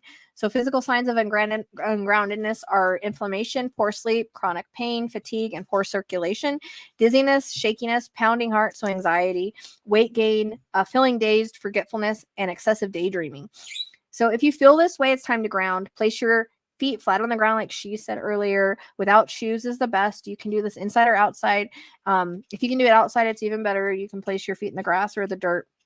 But imagine roots coming from your feet down into the ground. The roots hit the ground and go in like as roots do. You can also imagine it coming back up and through the root chakra and lights all the, like she was talking about, lights all the chakras on the way up. Feel your feet, follow your breath. Hugging a tree is another great way. I used to do this all the time. Go out, hug a tree. Yes, you are a tree hugger. So cleaning, as much as it sucks, which is something I need to do, is a great way to ground as well. Food and water is good. So, a lot of times after you do reading, drinking, or eating is really good. Salt bath, meditation, crystals such as red jasper, blue kyanite, or bloodstone, and eat chocolate. Here's another reason to eat chocolate. It will help you ground. So also taking a shower and allowing the water to wash over you is a good way to clear your energy as well as ground. Imagine the water flowing over your body. Sometimes I go like this too to kind of like kick off the energy and imagine light instead. There's actually shower meditations that you can do to help you kind of clear your energy as well. Like you just look up shower meditations on YouTube. They have them. Yeah, and I was going to add in real fast. Like if I start feeling energy on me, like I will literally pull in my light, and I get energy in my hands and stuff, and I can hold it over my chakras and pull it out. And you'll see me do this. Like if there's a spirit that's passed away that's coming on really strong, like with heart stuff, and they try to come at me with that feeling, I'll ask them to stop, and then I'll brush it off. And it's not something, there are certain movements that you can do that are taught. For me, it's just a natural thing. It's not anything, I might even I just do what feels right. You move your hands, you're moving energy. And with this, it's always like she was saying about attention, like everything is about intention. So as long as you have a good intention, a higher intention, like that's, whatever you use is going to work. But you can see the water washing over you and cleansing your energy. You may also want to use a salt rub on your body. You can put on your crown chakra before you wash your hair. I used to do this all the time. I don't have any salt, but I used to do it. I used to do a lot of stuff I don't do anymore. I got kind of lazy, but not only is this helping with grounding, but also helping clear your body and your aura. And again, there's meditations that can help you. You can also just put your hands in water and focus on the waters and the temp and how it feels on your hands. You can get a spray bottle and add salt to the water or essential oils in order to help. That's what I have. I don't know where it went, right here. You can spray this on you. It helps clear your energy out. You can use like lavender, patchouli, cinnamon is great for protection. It's a good way to clear your energy field. Pick up or touch items near you. Breathe deeply. Savor food or drink. Hold a piece of ice. Savor a scent. Move your body. So again, dancing. Also eating again after a reading is always good for your energy.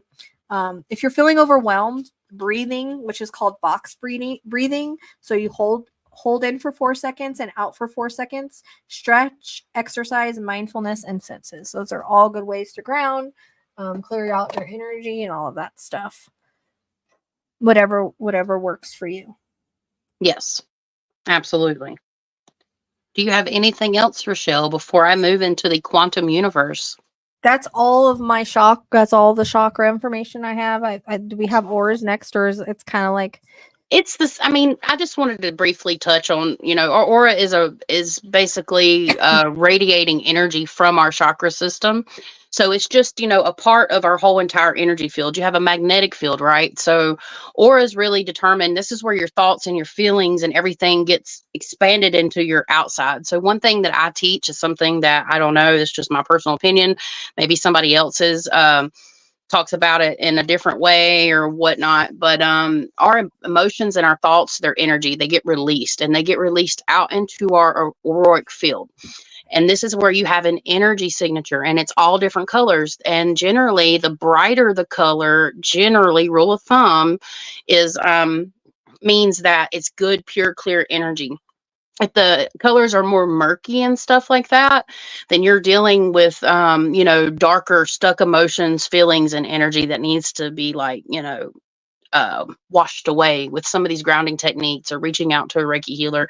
Several great Reiki healers in the chat too, by the way. They've been chiming in a little bit. But yeah, so pretty much that is your auric field in a nutshell without getting too deep into it, because I really want to focus in on like quantum type energy and magnetic fields. And I'm not going to go super deep into this because again, I'm not a scientist.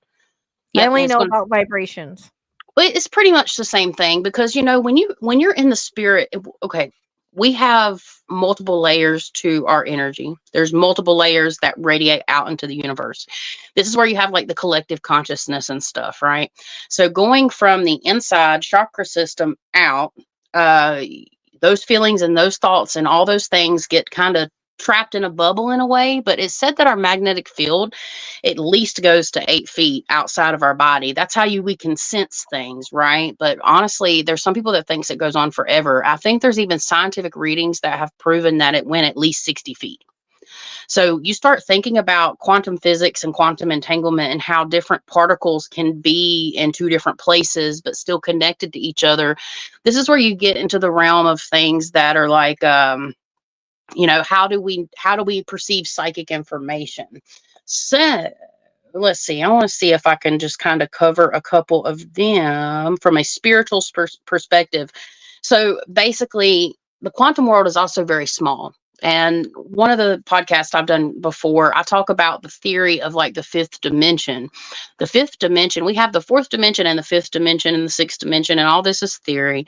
But really, if you think about it, once you hit the fifth dimension theory, this is where the subatomic particles that are already so small start to kind of curl in on themselves like in a Rubik's Cube. And this is where you get into dimensions and how dimensions can exist inside of our realm. So even though like spirits and stuff aren't here with us, they're here with us, kind of in the next room, so to speak, but it's in a different dimension. Yes. Different vibration. And it has exactly. And it has all to do with our energy and our vibration. But how does, when you cross over to the other side, how does a spirit or an entity or a being read our energy? They read it through our aura. They read it through our energy signature. And that's how we attract things when we have lower vibration or more positive vibration. This is the signature we send out to the collective consciousness, to the universe. And this is what we attract. This is how we also, in terms, can create our reality. Okay. So just a little bit about a quantum world. We live in a quantum world. Everything, the more that it's everything subatomic. So if you think about our life, are we a subatomic particle? It's just a thought. Are we a subatomic particle in this ecosystem, right? We're just a speck in the universe. We're a part of a different type of system, but within us, there's also whole kinds of organisms and everything that work together, and it gets smaller and smaller and smaller. And we've only been able to go so far. Personally, I think that quantum energy and quantum physics is going to prove the existence of a soul to a degree one day.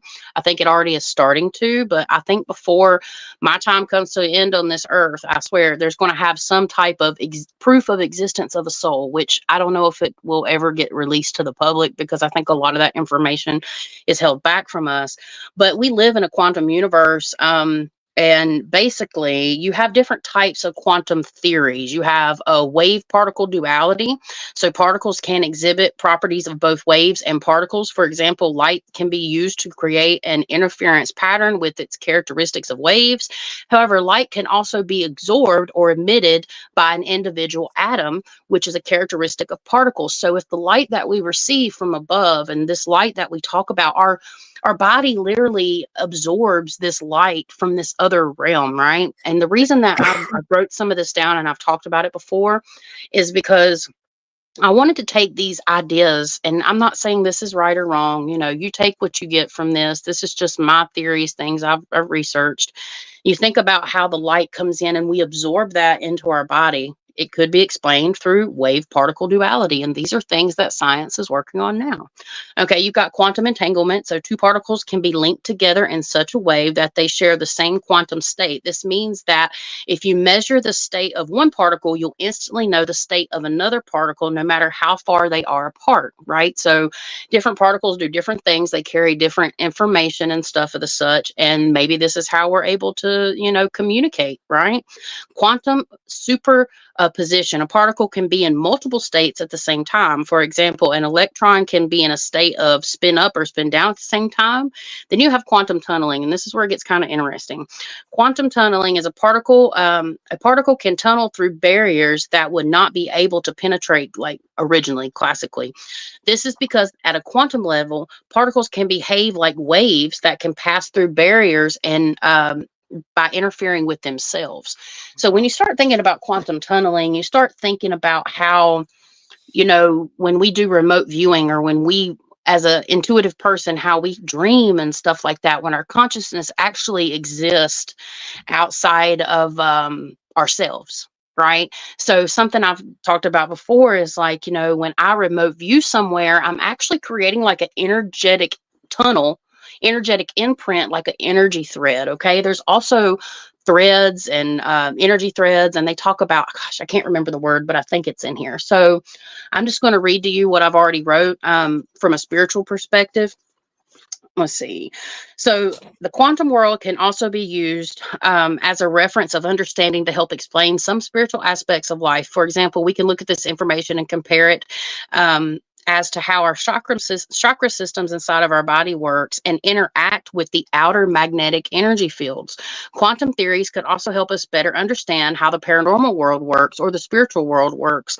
And it could be possible at a nano level for these things to exist and fold in on each other because of the different dimensions at small particles, right? Because we're all made of that. Because if our center of gravity, if we didn't have a magnetic field, our body would be like floating everywhere, right? So let's see, it can help to be used how to describe, again, our intuitive abilities. And let's see, I think I'm going to move on from that because I already did it.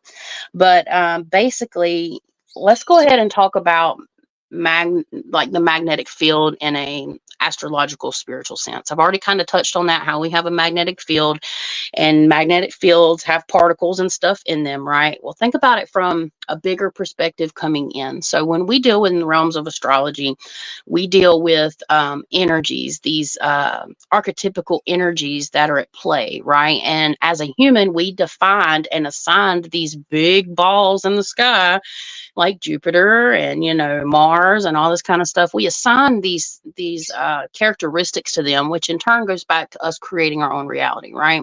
But if Jupiter, for example, Jupiter's magnetic field is large enough, even though it's so far away, it reaches Earth.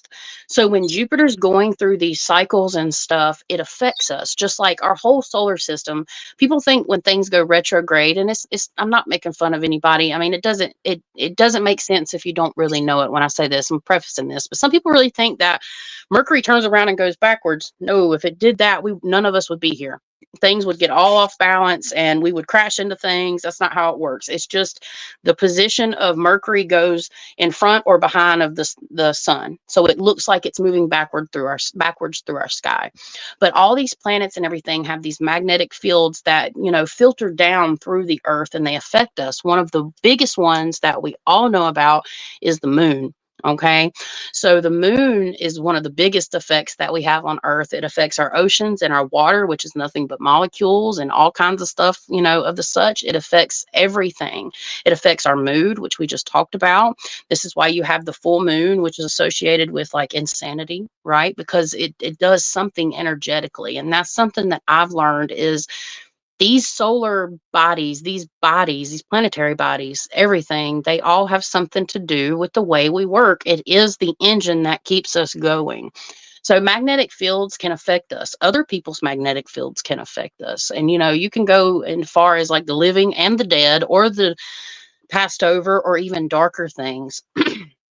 So really, I'm trying to see if there's anything else I want to read. I have a question about magnetic fields. Sometimes Sure. Are people's magnetic fields stronger and that's why they affect like lights, or they're healers, like, they have the energy coming out of their hands? Is that something that has something to do with their energetic field, right? Like for instance, like mediums probably have a stronger magnetic field than people that aren't mediums, right? Because that would make sense. We have to have that energy. And it's all about and it's about the energy you pull in, because think about this, if you're blocked energetically, right, and everything's blocked and your energy system's not functioning properly, then you're actually either overactive or underactive. It depends. You're blocking like your energy system from creating that beautiful like pattern where we just kind of reabsorb. And it, you've all seen the picture of how we like reabsorb energy, especially when we try. So the more you unblock yourself and get your chakras and energy systems in alignment, the more chance you will be connected with divinity, period. And it's something that we have to work on. It's not going to be fixed overnight. Are there some great people that can help us? Absolutely. But the one thing that I noticed from my Reiki clearing was the subtle difference in my thoughts. Sometimes it can come in very subtly. Sometimes it's a profound shift. Some people do the trauma stuff because we hold trauma in our muscles, in the particles in our flesh, so it holds memory. And our energy system and our aura holds memory of what we've been through. And that's why it's so freaking important to try to remain positive, because if we're constantly in a bad mood and everything, it's not just the outside like of us, like, oh, I went through a separation in my house, and now like there might be a ghost coming in that's bothering me because I've had low vibration. And, you know, we all go through these things, and it's perfectly normal. We're not saying get over it, period. It's not what I'm saying. I'm trying to encourage people to work through their problems as best as they can, because trauma happens, right? So basically, you know, you might have energy all stacked up in the corners, you know, of your house because you went through some shit, basically, and you need to clear that out. But it's not just the energy that's stacked up in the corners. It starts with you. It starts with the individual. So when I deal with a client's case, we generally start from the outside and work our way in, because we can't possibly try to help somebody heal from a distance without, you know, releasing the energy around them, and then starting that helps them kind of release. So it gives them more space to release that muck, that nasty, mucky energy, and then they can shed it off. It's like shedding, literally, you're shedding energy, right? And then we work on them, that helps them shed the energy. Then we clear the space again.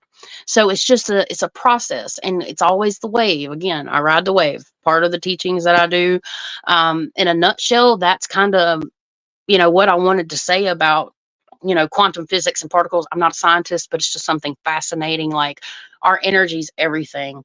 And we attract, like attracts like. So when you're in a lower vibration, you attract lower vibe people. Yep. Is that always the case? No, you'll attract good people. There's good people that will come around and put up with your crap, right? You know, like they will, but they help raise your vibration. You know, that's why it's important to have good, positive people in your life, and give as much as you get from these people, or even spirit. Like, you know, there's an equivalent energy exchange with higher vibrational beings. Like when people perform Reiki, there's an equivalent energy exchange. And, you know, it makes perfect sense, because you're giving and getting. But when you deal in the realm of lower vibrations and stuff, it's always a take, it's always a pull, it's always a drain. And you can protect yourself by building up your vibration. And we talk about that all the time. But the cool thing is like, you know, can we sit around and say this is absolute fact? Absolutely not. But this is just one way that I've used to try to explain how our energy field and stuff works, and how we attract things to us, just like our abundance. If we live in a scarcity mind frame and we set up a bunch of boundaries that are like, we can't, and when you use the word no, you are stopping yourself, and you're telling the universe that you cannot do something, and it will pass you, or it'll smack you right in the face, and then there's nothing you can do because you're freaking out, because you don't know where to turn and you don't know what to do. That's why everything that we've explained, even though, you know, we're not masters at this, right? It's still something that me and Rochelle understand enough to be able to work with our lives. We're not perfect. Nobody's perfect. You know, you can't do this all the time, but it is important to clear out your chakras and your energy field. Another way you can do that is through a meditation where you imagine all your chakras. I always start from my root chakra and work my way up. Generally, you want to sit up with your feet planted on the floor, and you want to imagine your root chakra, and you want to breathe in. Imagine breathing in bright red light rays. So there's different types of rays too of light that work with healing as well. And let me get a sip. Hold on. But basically, you know, you think of the red ray coming in for your root chakra, and you breathe in all that bright energy. And as you breathe out that murky red energy. And you do that until you visually see, feel, or know that chakra is cleared. And you do that with every chakra. And that's another way you can do meditation and, you know, try to clear out your chakras. You don't have to have all these stones to do it. The stones just facilitate. The stones have a magnetic field. So think about it as like everything has a magnetic field. Everything carries energy. And even like a plastic bucket, okay, it still carries energy. It's crazy, but it does, right? But all these stones, like quartz is in a lot of devices, whether it's lab grown or real quartz. It facilitates and holds memory and holds energy. That's why these crystals, you know, people are like, oh my God, they're so bad, they're awful. No, we are working hand in hand with these crystals in our energy fields when we, you know, actually use them. So basically, you know, a stone in a room is going to work with the energy in that room. That's why these things work. They work, but you also have to have that intention and that belief. Because if you don't have the intention and the belief, then you're not, there is benefits, but you're not going to be able to actually see them because your perception is completely, you're just shadowed, right? So I word vomited on y'all for about 20 minutes, and I'm sure y'all probably have a lot of questions, and I'm going to stop there and see if Rochelle has anything she wants to add. No, I mean, I agree with that because, you know, we like, I that's something that I preach constantly is like, we have to have a high vibration when we start to, and I have to remind myself of that too, because we're human, right? We're human. We have shit happen and it's like, oh, crap, you know, but we have to kind of pull ourselves out of that and raise our vibration and get into a different mindset, because our mindset's really important, and we can attract abundance to us. We can manifest things, and like we do it without even realizing it. Like I notice, like I'm able to do it really easy sometimes, and then sometimes I find it harder, but it has a lot to do with where I'm at.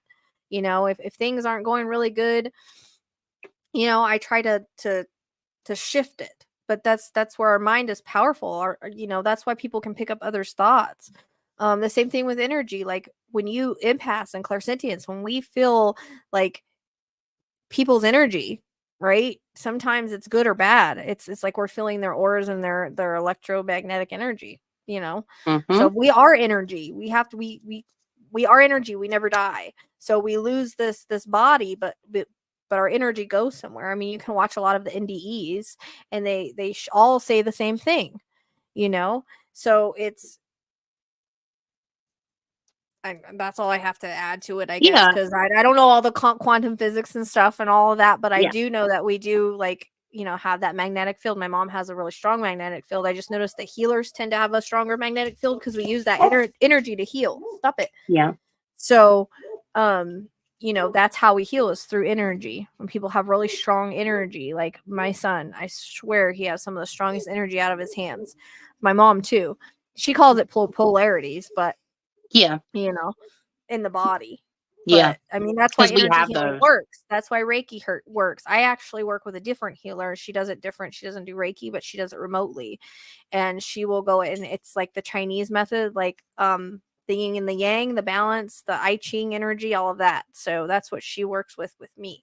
It's the same thing. You know, it's just a different way. And when I heal or I remote heal, I do it with color. Color's energy. You know, and colors are chakras. So, you know, we all do it differently, but the person that I've worked with, she might still be in the chat, and I'll give her the option to say hello to everybody if she wants to. She's up and coming in her Reiki, so she's hoping at some point soon to start doing this full time. She's amazing at what she does, and having somebody that's willing to help you and, you know, teach you these things or even help you with your body is amazing. And Rochelle and I both are blessed to have people that are willing to help, because we need it. You know, we can do it for other people and transmute energy, but everybody needs this at some point if you plan on going down this path. Will everybody on earth get a Reiki healing session? No, not everybody's meant to walk the path of spirituality. Some people are meant to come here and be extremely 3D and never reach that, because that's part of their life's purpose. But energy attracts like energy. Yep, absolutely. And it really does. And just to throw in the thing about the cats, I notice transmute my energy. Like I have certain cats that will literally crawl on my chest at the end of the night and sleep with me all night, because they are healing that and transmuting that energy with their purring, their hurts, and just because they're astral beings, you know, they work on an astral level. So anybody that has cats, like I think spiritual people, if they can have cats, it's important for them to have cats, because I just noticed a difference. Like, you know, when I have Rose constantly, she will come and lay on my chest when I sleep. It's almost like she's taking away all that energy from all day. And I noticed too, like if I really need it, if I'm laying on the couch or something, like I wasn't feeling good, she kept coming and laying on my chest. Like I just have certain cats that know that will literally, like, you know, transmute that. So that has to do too with like the purring and the hurts. Same thing with like binaural beats and all of that. It's a vibration, like sound healing. It's a vibration. So and Connie's the person I'm talking about. I was letting her make her appearance. I wasn't sure if she was ready yet or not, but she'll be. She's up top there with the little. I can't never do a heart. Oh, I did it! Oh my gosh, I did it! I did it after 15 tries. Look, I'm sorry, I'm a nerd, but yeah, that's Connie. She wanted to say hello, but she's helped me out a whole lot. And cats and dogs and all kinds of things transmute energy. Nature has a beautiful way, because see, the thing is, a lot of things in nature, when you think of like another way to think about like the entanglement and stuff like that, is when you think about mushrooms and you think about the mycelium that grows underground and how it communicates with the trees and all that kind of stuff. And nature just does its thing on its own, you know. It's beautiful. And And we all have I wanted to say too, just real quick for my thought, because we were talking about the shedding.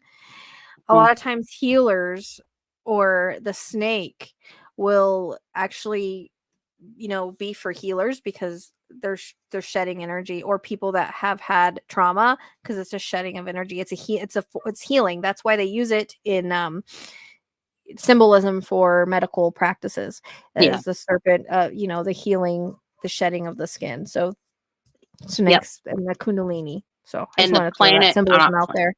yeah, and then the asteroid Hygeia is the healing asteroid. So it's got the same symbolism. So you see that a lot of places, and we've been taught to be fearful of the snake because of the I biblical am a references of rattlesnake. it.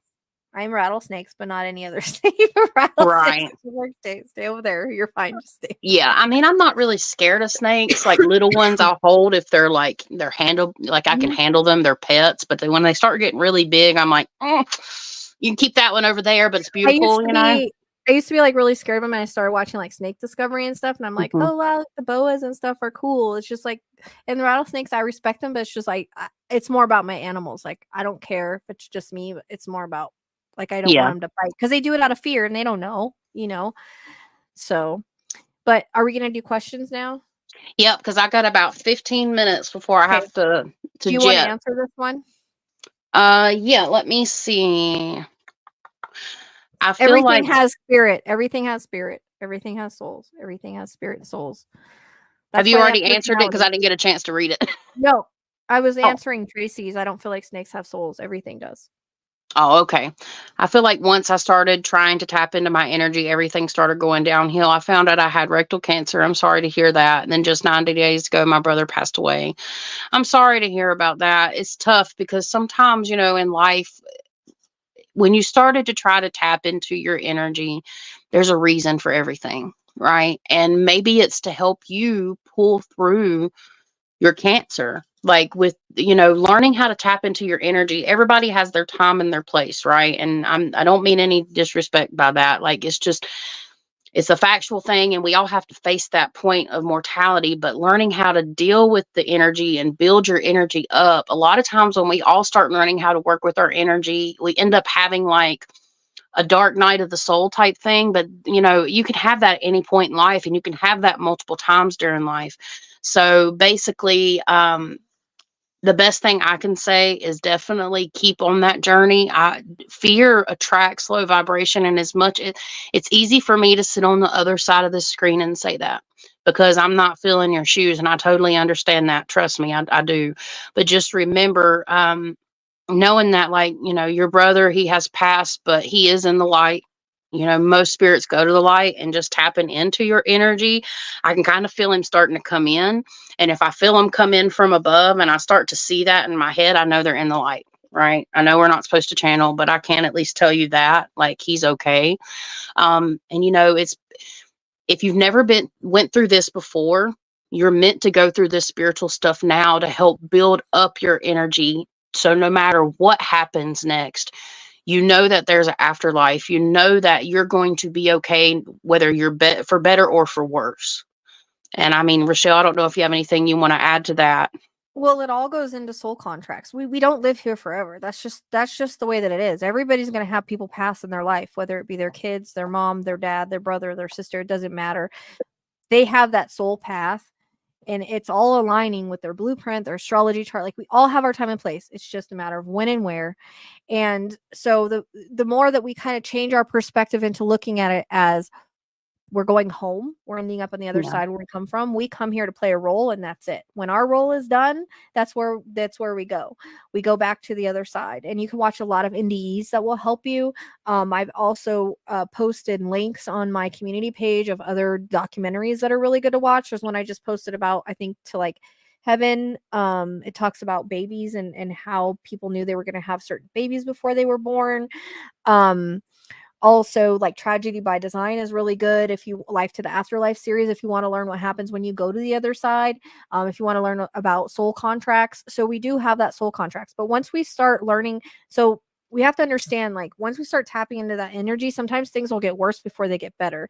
That's a part of shedding all of that crap out of there. So sometimes you have a lot of trauma or whatever you need to shed first before you can get to a higher place. And once you start working with your chakras, and I think I'm getting like mushrooms for you too. So I will look into like the cancer healing mushrooms, but also working on your energy, you know, all the stuff we're talking about with the chakra, because when we have those chakras out of balance, it can also cause physical things like cancer, heart disease, all of that. So if we're working on our energy systems along with whatever you're doing, that can also help. But trying to look at it from a perspective of we're all here, we play a role. When that role's over, we go to the other side. It does help our grief because we know they're okay and we're going to see them one day eventually. Like, there is no like they leave us, because they don't leave us. You know what I mean? They're always there. It's just they're in a higher vibration. So they just go home where we all come from.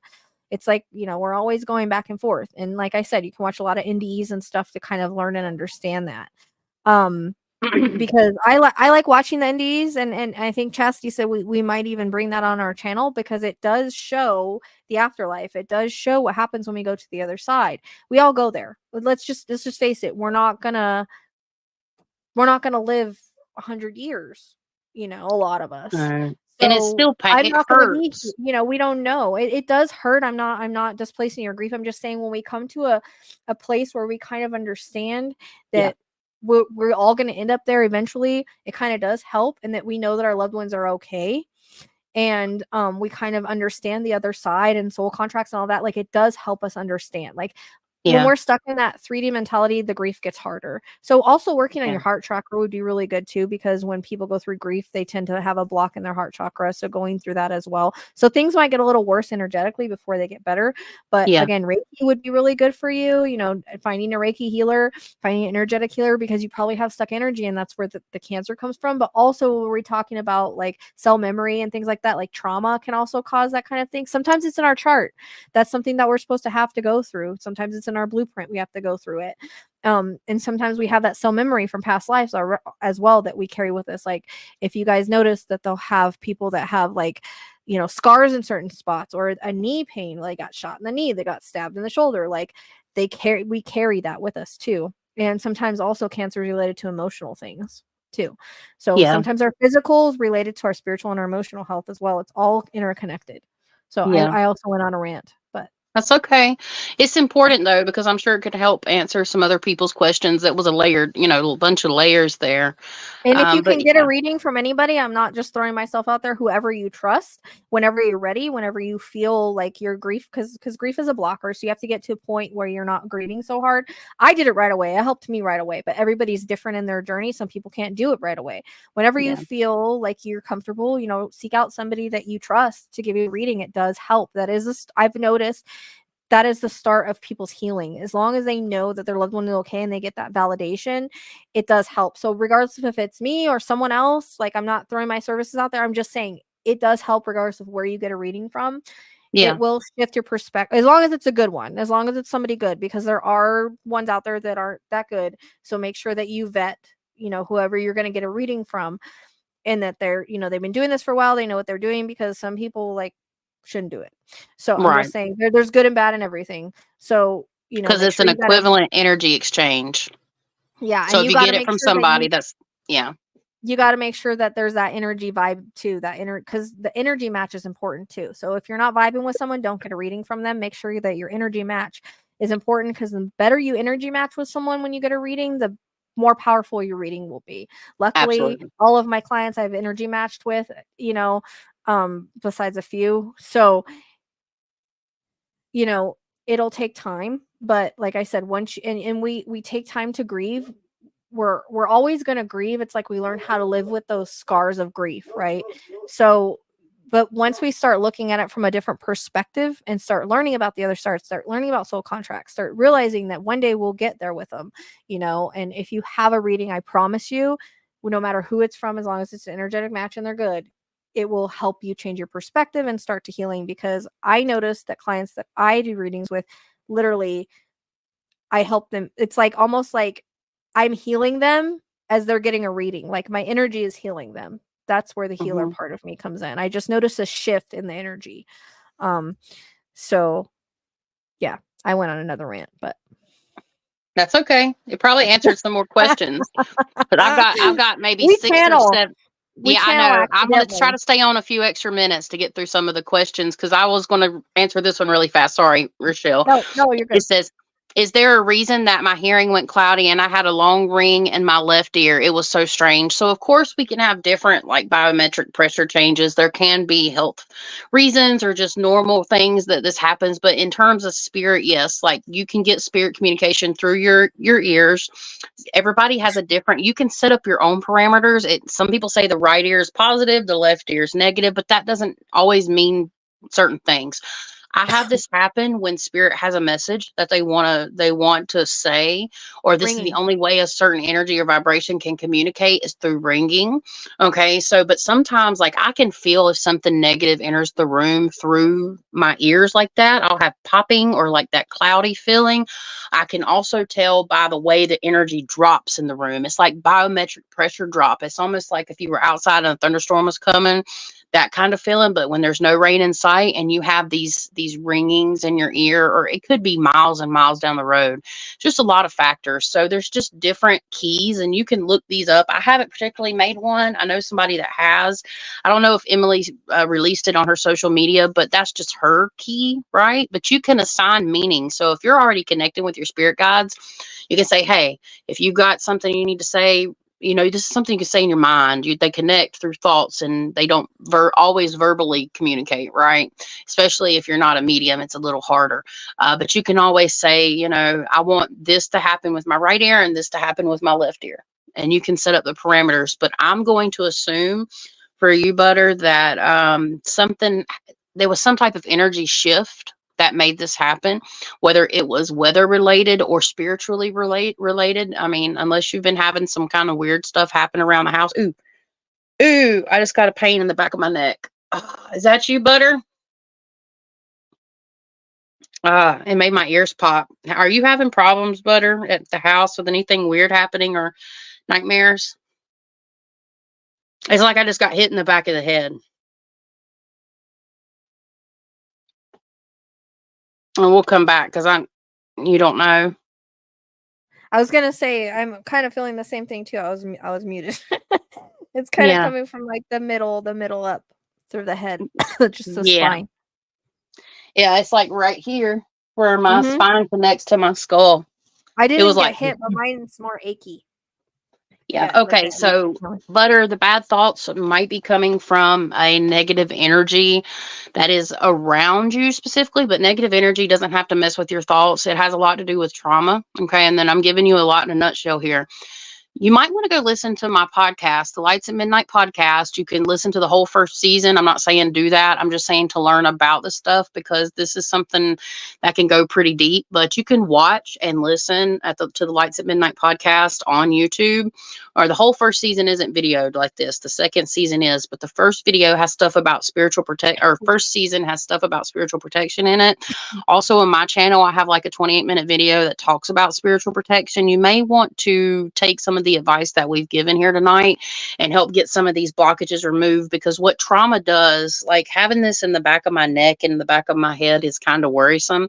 That means you're being bogged down by your thoughts and the feelings and the emotions of something that happened to you. And I'm not going to put it out there. I'm not going to say what I'm feeling because it's your business.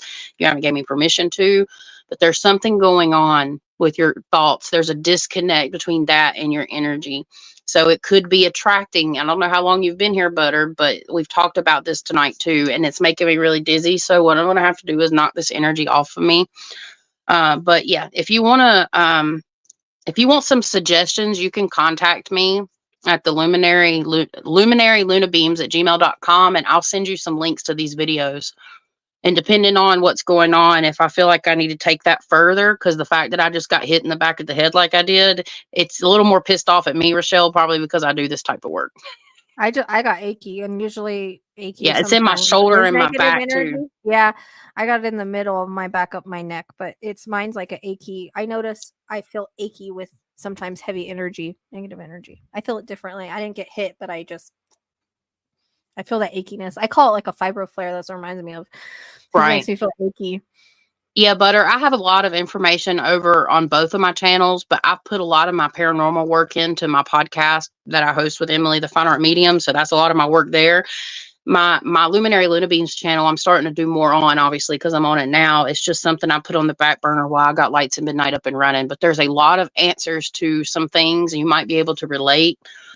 Just kind of start checking out some of that content and see if any of it resonates with you. And then we'll go from there, because I always advocate for paranormal stuff. Like I really need people to understand, like we can help people with that, but you have to put in the work too. You have to research, learn, I'm not going to 100% say it's paranormal, but the way that it hit me, if something's not right. So you probably have something talking to you, which makes you claircognizant. And some of these bad thoughts, the one thing I'm going to leave you with is telling the difference between your own thoughts versus intrusive thoughts versus divine whispers. Your own thoughts are normal. You can be having a normal day. You're happy. Everything's fine. Then you get hit with like this intrusive thought, which can be of our own thoughts, right? But it also can be outside energetic interferences, okay? That can be putting thoughts in our heads. So you need to definitely get your space cleared, Butter, and do some of the stuff we've talked about tonight, because that's going to help you, because this is a process. It doesn't always go away overnight. This isn't like the movies. So sounds good, Butter. We'll go ahead and move on, dear. Again, Luminary Luna Beams at gmail.com if shit gets wild, okay? And everybody should work on your gifts. If you feel the need to go that way, go that way. Usually we have ideas for a reason. If you feel pulled to this work, it's time to do it. 100%. I'm trying to see. I'm way out the freak up here, so I don't know where's the next connection. I think you're way sorry, up here. Proven Audacity. Yes, work on your gifts, dear. I was going to add to that. I'm sorry. I had to clear out my energy. I'll make it really brief. Identifying where it's coming from, whether you're claircognizant, clairsentient, clairvoyant, and work on it that way. But again, about the trauma and stuff, you can still have trauma and work on these gifts. It just depends on which way you're wanting to go with them, right? If you're wanting to work with higher vibrate, there's different types of spiritual gifts, and you can check out episode 20, I think it's 23 through 26 on the Lights Midnight podcast. That'll tell you about that too. Not trying to self-promote, I'm just trying to, that's what it's for. It's there to help people. Yeah. So I would highly recommend watching that. I always send people to you to watch that to try to understand it too, because there's a lot of stuff in there that's important, that people learn. But thank you. And like for me, for instance, like I have a kill or be killed degree in my chart around my Saturn return, but it wasn't really necessarily, as long as I honor that, like through the work that I do through true crime, but it was also my death and rebirth, like the death of my husband caused the rebirth and to get me into this work. So that's how, so mine was through trauma. That's where I'm getting at. So basically I healed my own trauma while I healed others' traumas. Same. And learn like this work. So sometimes you do, you're not going to clear all your trauma, but you will heal your trauma through this work.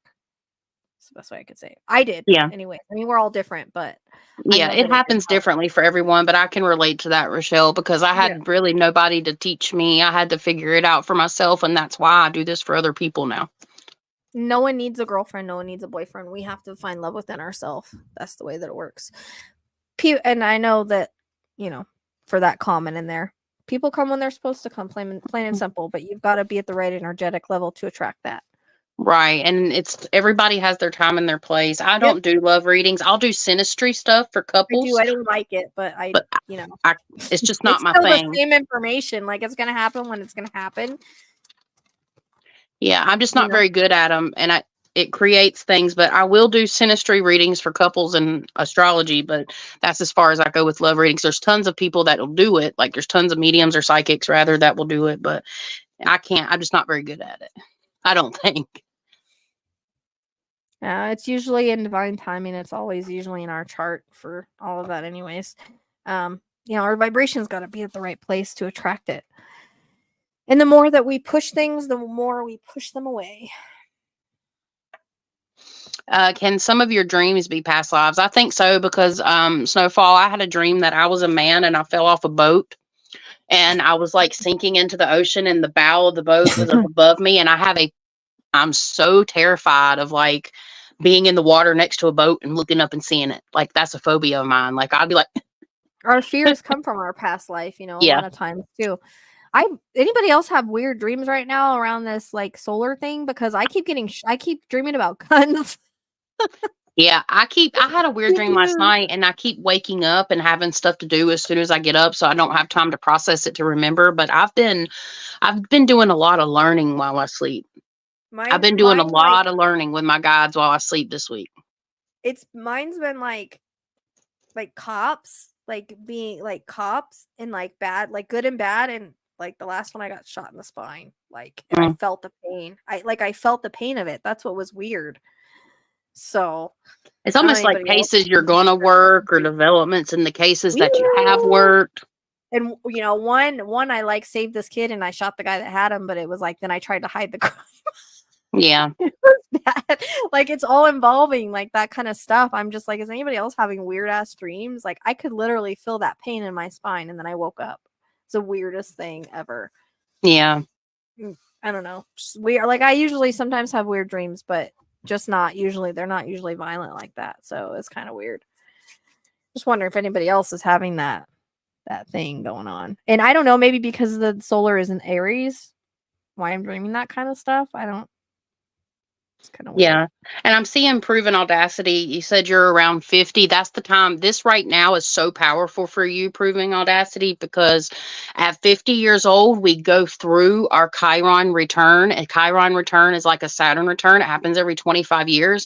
That's all about healing wounds. So right now, the solar. Healer. I know that. I've learned that. Yeah. I'm learning. Like I today I was so excited because I was like, I know what the descendant line and the ascendant line is now in a chart. Like, I'm learning backwards, but I'm learning it. But I do know what Chiron is. And Chiron is actually, there's something, isn't the solar eclipse like passing through Chiron or something? It's conjunct. So that means it's right over top of each other. Okay, I thought so. Yeah, conjunction, it means it's right there, which makes the energy super powerful. So you have the sun and the moon and Chiron, and even the north nodes kind of off over there somewhere. So right now, proven audacity, wherever the solar eclipse is taking 19 degrees of Aries, wherever 19 degrees of Aries is on your wheel, proving audacity, that's what you need to heal. This sets you up for the next 25 years of your life. So I'm not putting any pressure on you. I'm just saying it's time to heal and let go. So the things around trauma, in whatever house that falls in, proving audacity, if you want, I'm going to try to go live Sunday night, and I'll be looking in the houses that it'll affect people in. So I normally only have about 10 to 20 people that show up anyway. So I'll be able to try to get to everybody that tunes in, as long as I'm not sick with the stomach bug, because I'm just waiting for that to come. Pray to God it don't happen, but I hope to be doing that, and I will let people know what house it's falling in. Like, so I did all these notes for like Sebastian today. I hope I can read them and do this right. But he's got Chiron in his north node, and like 17 degrees. So we were thinking that it could be possible that he could be found around the eclipse. Yeah, that's good. There's several people saying they think he's getting ready. The end of the matter. Well, now they're checking the water finally, so that's great. And now I have a question about birthmark, past life marks, and why would one disappear? Well, we could have. Okay, so theoretically, the first thing that come to mind, I don't know. Like, personally, myself, I don't know. So I'm going to reach up and grab here. If it heals, of course, it could be something physiologically. But if it heals, we also could mean that we've healed that past wound where we came back into this life. And this is what Spirit's saying. We came back into this life to heal our past traumas and our past wounds and our past karma. Now that part of you has healed, maybe it went away. That's all. That would be an intuitive response to that. But yeah, birthmarks from past lives. It said like where you have a birthmark that might have been the way you passed away. Well, my birthmark is like a little mole on my ear. So I don't know what the hell I did to somebody, but got a mole on my ear. So anyways, Rochelle, you have helped me a lot, said Debs. I'm ready for healing. I agree with the frequencies, Chas. Let's see. Thank you for subbing, Butter. Someone that I gave Reiki to last week called me afterwards, said their whole body was buzzing and wanted to know if that was normal. Yes, it's absolutely normal. You can feel tired, you can feel buzzing, you can feel soreness after a Reiki session. That buzzing is. You got to drink a lot of water and rest. You drink a lot of water and rest. That's what I'm always told after my healing things is you got to drink a lot of water to flush it out and rest, which I never drink a lot of water. But yeah. I'm constantly drinking something, and I try to incorporate water enough in my day. But if y'all notice, I constantly am like, used to be beer when I was younger, but now it's not. Now it's energy drinks. Yeah, I cut those out too, girl. You should be proud of me because my heart was acting kind of funny. These are, I showed you the ingredients, not in Celsius, but the other one. I showed you the ingredients. Yeah, the Celsius about took me out. Not the Celsius, the other one. Rainstorm or something like that. Yeah, it's got all lower. Like there's no caffeine or it's just all vitamins. Yeah, but yeah, that's possible. And it's all about like, so when I astral projected, I had that whole buzzing thing, like, because I actually, the first time that I did like a full remote clearing and it 100% worked, right? Because it's not always up to me. It's only up to divine spirit what they're going to do. And it's up to the person or whether or not they're ready to accept it. That's my personal opinion here.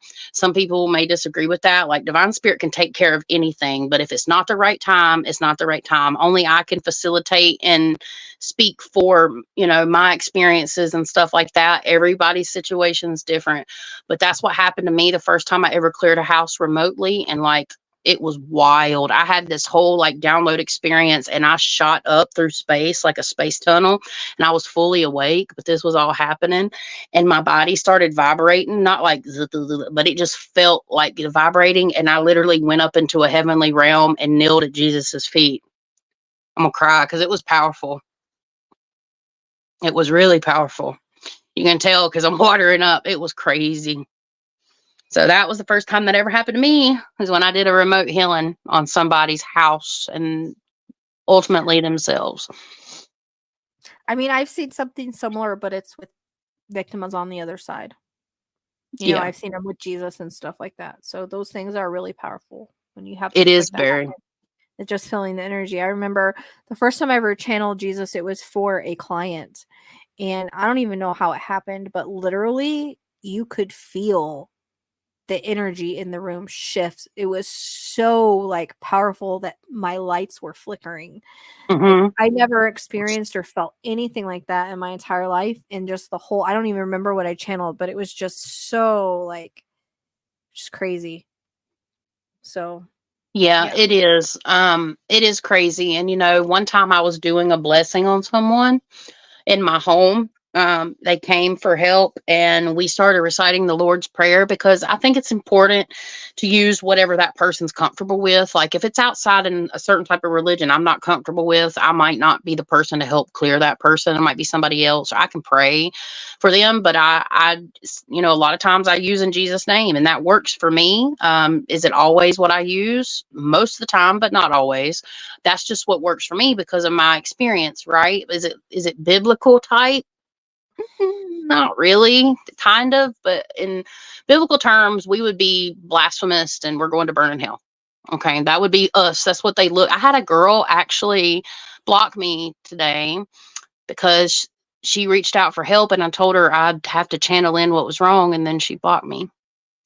And she's having really bad things. And I've sent clients to you and they're like, I'll reach out, and then they never do. You have to. They get cold really feet. Want it. It's like you have to really want it done. Like you can't sit here and complain about stuff and then don't do anything about it. That's on or you. Be open-minded to how it goes away. Yeah, but you can send healing anyway. Like I can send healing remotely just by thinking of someone and sending it. It's all about intention. I imagine color. Like I'll imagine it around the area that it needs. Sometimes it's full, like I'll start it, like say it's a heart. I'll imagine like green around the heart, and I'll expand that throughout the body. That's how I heal. And so that's why I've also taught my son to do, and he's an amazing healer. But we all heal differently, so you can do it remotely just by intention and visualization. So. Yeah, I mean, it's tough. Oh, what I was saying was, I was using the prayer in Jesus' name, like, Our Father who art in heaven, hallowed be thy name, that prayer, and I was helping get something off of somebody, and all the lights went out in my house, and it wasn't, it literally, the lights cut off, like you would see on the movies. Most powerful prayer for clearing. I always used to tell people that, like, if you have something really bad, like, you repeat that, it's clearing. Whenever I've been attacked, that's what I've used. It's one of the most powerful prayers you can. Yep. Yeah. Can you all ladies remove or heal our blockages at all? Is that the one you just answered? No, I answered the healing through the gazing into one's eyes one.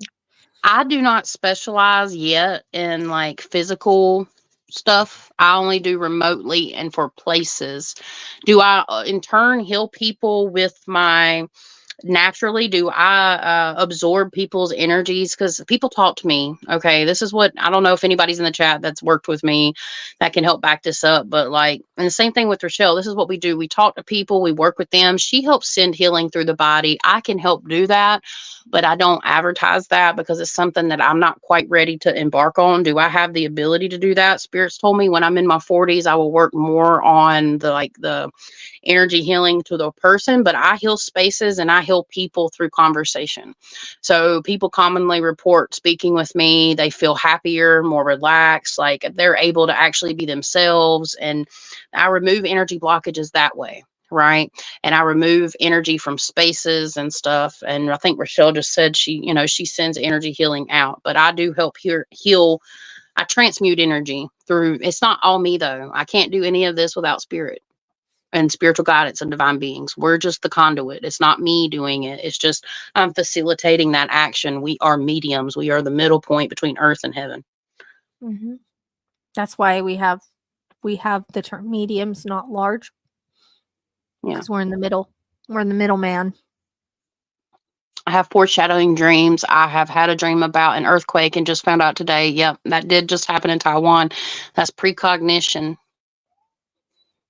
You two are so. Oh, thank you, Connie. I have so much precognition. It's ridiculous, but mostly in cases, like it's crazy, and it'll come in other cases. But we notice that, like, my interconnecting is having to do with the planets and astrology now. And now that I'm learning the astrology, we're understanding why all my cases interconnect the way that they do. That's why a spirit leads me to the next one. I don't lead it. Like, for instance, Duncan came in one of the readings I just did, and that was just a lady that was just found, and I had just kept seeing running through the woods, and I don't know if that was her or not, but she was found in the woods. So, and like her last name was Duncan. Like, it's just, I'm like, it's not Dunkin' Donuts. It's probably a name. And then it ends up being a case. It's just weird. I mean, we all, yours interconnect like that for a reason. Yeah. Well, we're noticing it has to do with the astrology. Like all these cases that have happened, they're all similar astrology. They're all astrology is beautiful, similar things. Yeah, so that's why spirits like learn the astrology. Now you'll understand why things are interconnecting and why you're working certain cases and why cases choose you. Rochelle's putting me to work behind the scenes, y'all. She's like, you better learn this stuff. You're going to help me. No, she's not. She's not. Not at all. My other friend is helping me behind the scenes. So like when I put stuff out, like I'm learning through her, but like she does the work and then she'll help me with it, and then I'll tell you guys because she doesn't really want to be on YouTube, but it's because it validates the readings, and so because the astrology is going along with their with blueprints and stuff, so it literally validates each other. But I'm talking her into coming on to talk about BK's chart and Rick Allen's chart after the Mercury retrograde, since it's something new. So she's getting used to that. She probably won't show her face, but it'll be very interesting. It took me a long time. Like I had to do lights at midnight. If I would have done lights at midnight like this and had enough confidence to do it like this, me and Emily probably would have been a lot further, because we actually are getting ready to reach monetization. We reached the first level. We probably got maybe one more video and we'll be completely monetized, thank God, on lights at midnight, which is not about money. I just want to go places.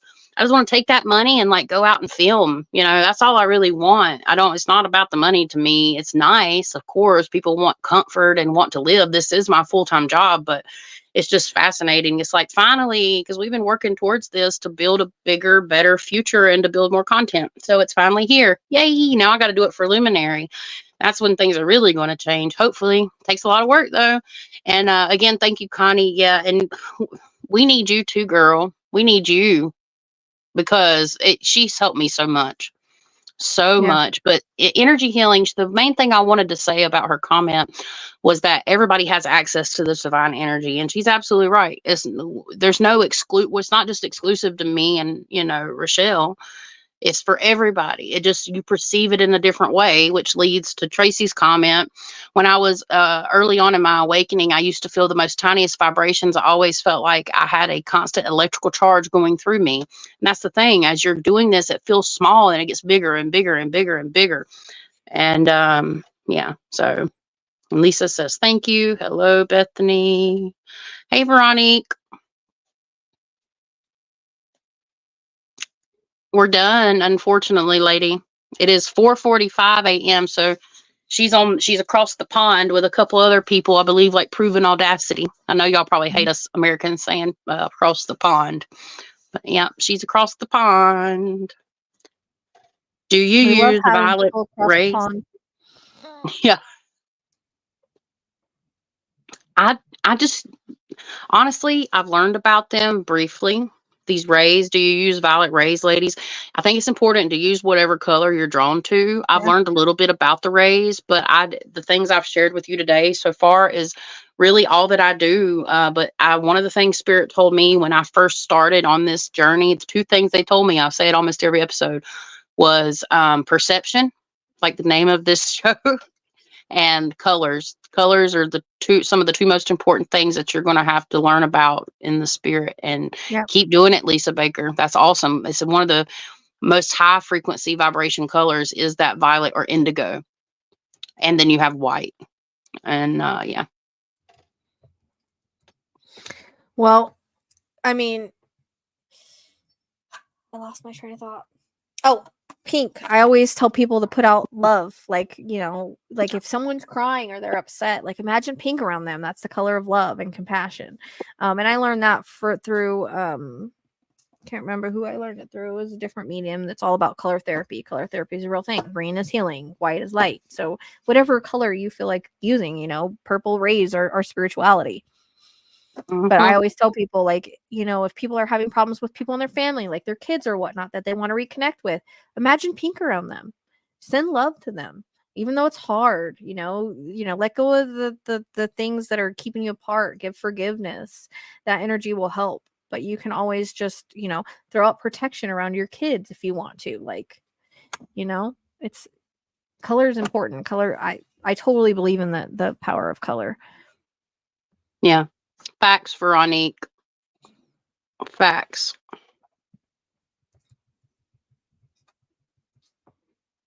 What are you doing, dumb dog? Well, we have any more questions? What do you eat? Y'all are welcome. I'm happy to do it. Yeah, I'm supposed to be going live like 9 other times this month. Bless my heart. I'm going to try. I mean, as long as everybody's well and able and my back's not giving me a fit, which has been a little better here lately. Had to go through some sore days, but I made it. I'm here. And thank you, Rochelle, as always. Oh, yeah, of course. I hope you guys enjoyed it. I hope you guys learned a lot and you take a lot from it. Hopefully I can not screw up this astrology video that I'm going to do. But Ezekiel says hi. Yep. I've made certain people mods. Rochelle, how do I make people mods? Oh, here, never mind. I found it. You hold it down. You have to do it from YouTube. Oh, okay. You can't do it from on here. You have to hold if you go to your chat on YouTube and then hold down the person's name, it'll give you a list. Okay, Veronique, if you want to be a mod, go to one of my comments on one of my videos and comment, and I'll make you a mod. But yeah, thank you guys. And I guess that's it, isn't it? I think so. I'm buy hungry. that bus, girl. I'm trying, Tracy. I got to get that tax money back. Now the tax money has got to go to other things, but I gotta maybe do one my day I can taxes. take this sweet tax money and buy a bus. I don't know, or maybe look. This is the year of career for me. So the power of the Almighty Rich. Yes. I don't know what is it for me? Do we know? We went over my chart. Do we remember? We What don't does know. what mean now? What Bye, is it Connie. the year for me? Didn't we go over that? I don't know. I have to look. I have to look at some other stuff. We're gonna have to look into that when we do your astrology. Yeah. I know for a fact mine's because I'm a Cancer rising, so mine's all about career and building networks and friendships. We're So trying it's to all get trying to get her to come on here and do it so that she can show her skills off to all y'all so that she can get more astrology clients. So that's what I'm trying to get her to. I don't mind about my chart being out there. It's already out there with Ted, so I don't care. But, yes. yeah. Barb says, I do, Chas. I don't know. Do you mean you have a bus? You have a cool bus? That's awesome. I think that's what you mean.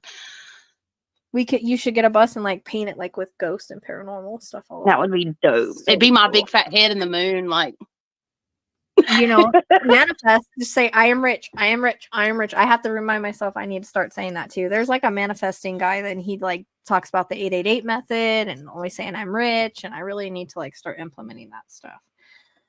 So. Yes. And y'all all are welcome. I'm seeing all your comments. Y'all are freaking fracking awesome. Every freaking week. We love y'all. And I am going to go check on my kids. All right.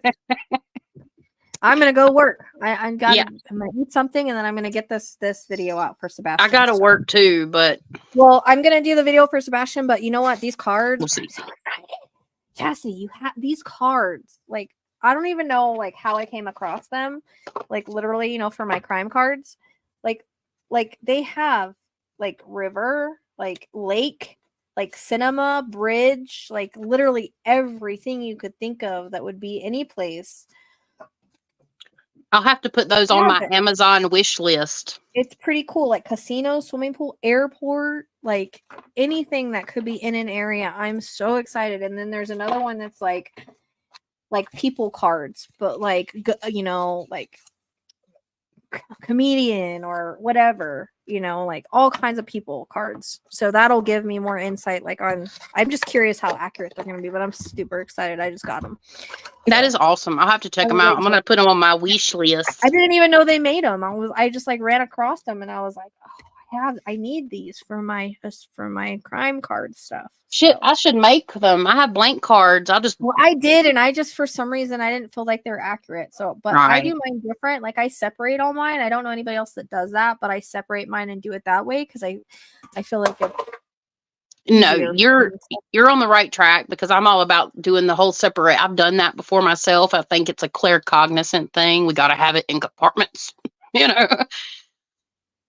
But yes, we like I always have to too. separate it. No one else does. No one else does the separation, but I totally, it works good for me. It worked, and I had somebody was like, oh, you need to shuffle and do it. I don't want to shuffle on camera. Like that takes away, in my opinion, like sitting there watching me shuffle. It doesn't help the video at all. I just like to do the way that I'm comfortable. So. Yes, I'm excited. To see Emily released hers. I'm excited to see yours. Now I got something to watch while I contemplate my life because I'm trying to release a video that I've been working on channeling in for Selena Spooky Boo. I'm going to do a reaction to Selena Spooky Boo because I want to know what's in her house. She's asking for help. So we're going to see what's going on with Selena Spooky Boo. She's really sweet if y'all don't know her on YouTube. All right, for realsies this time, I got to check on my babies, and we love y'all. I'm going to hop off here. I don't know if Rochelle's going to hang on a little longer or not, but... No, I'm going to go get this done because, you know what? I am going to forget. I actually wanted to do Sebastian's chart before we came on here, so it was all fresh in my mind because I just talked about it, but I was like, oh, we don't have time, so hopefully I don't screw it up.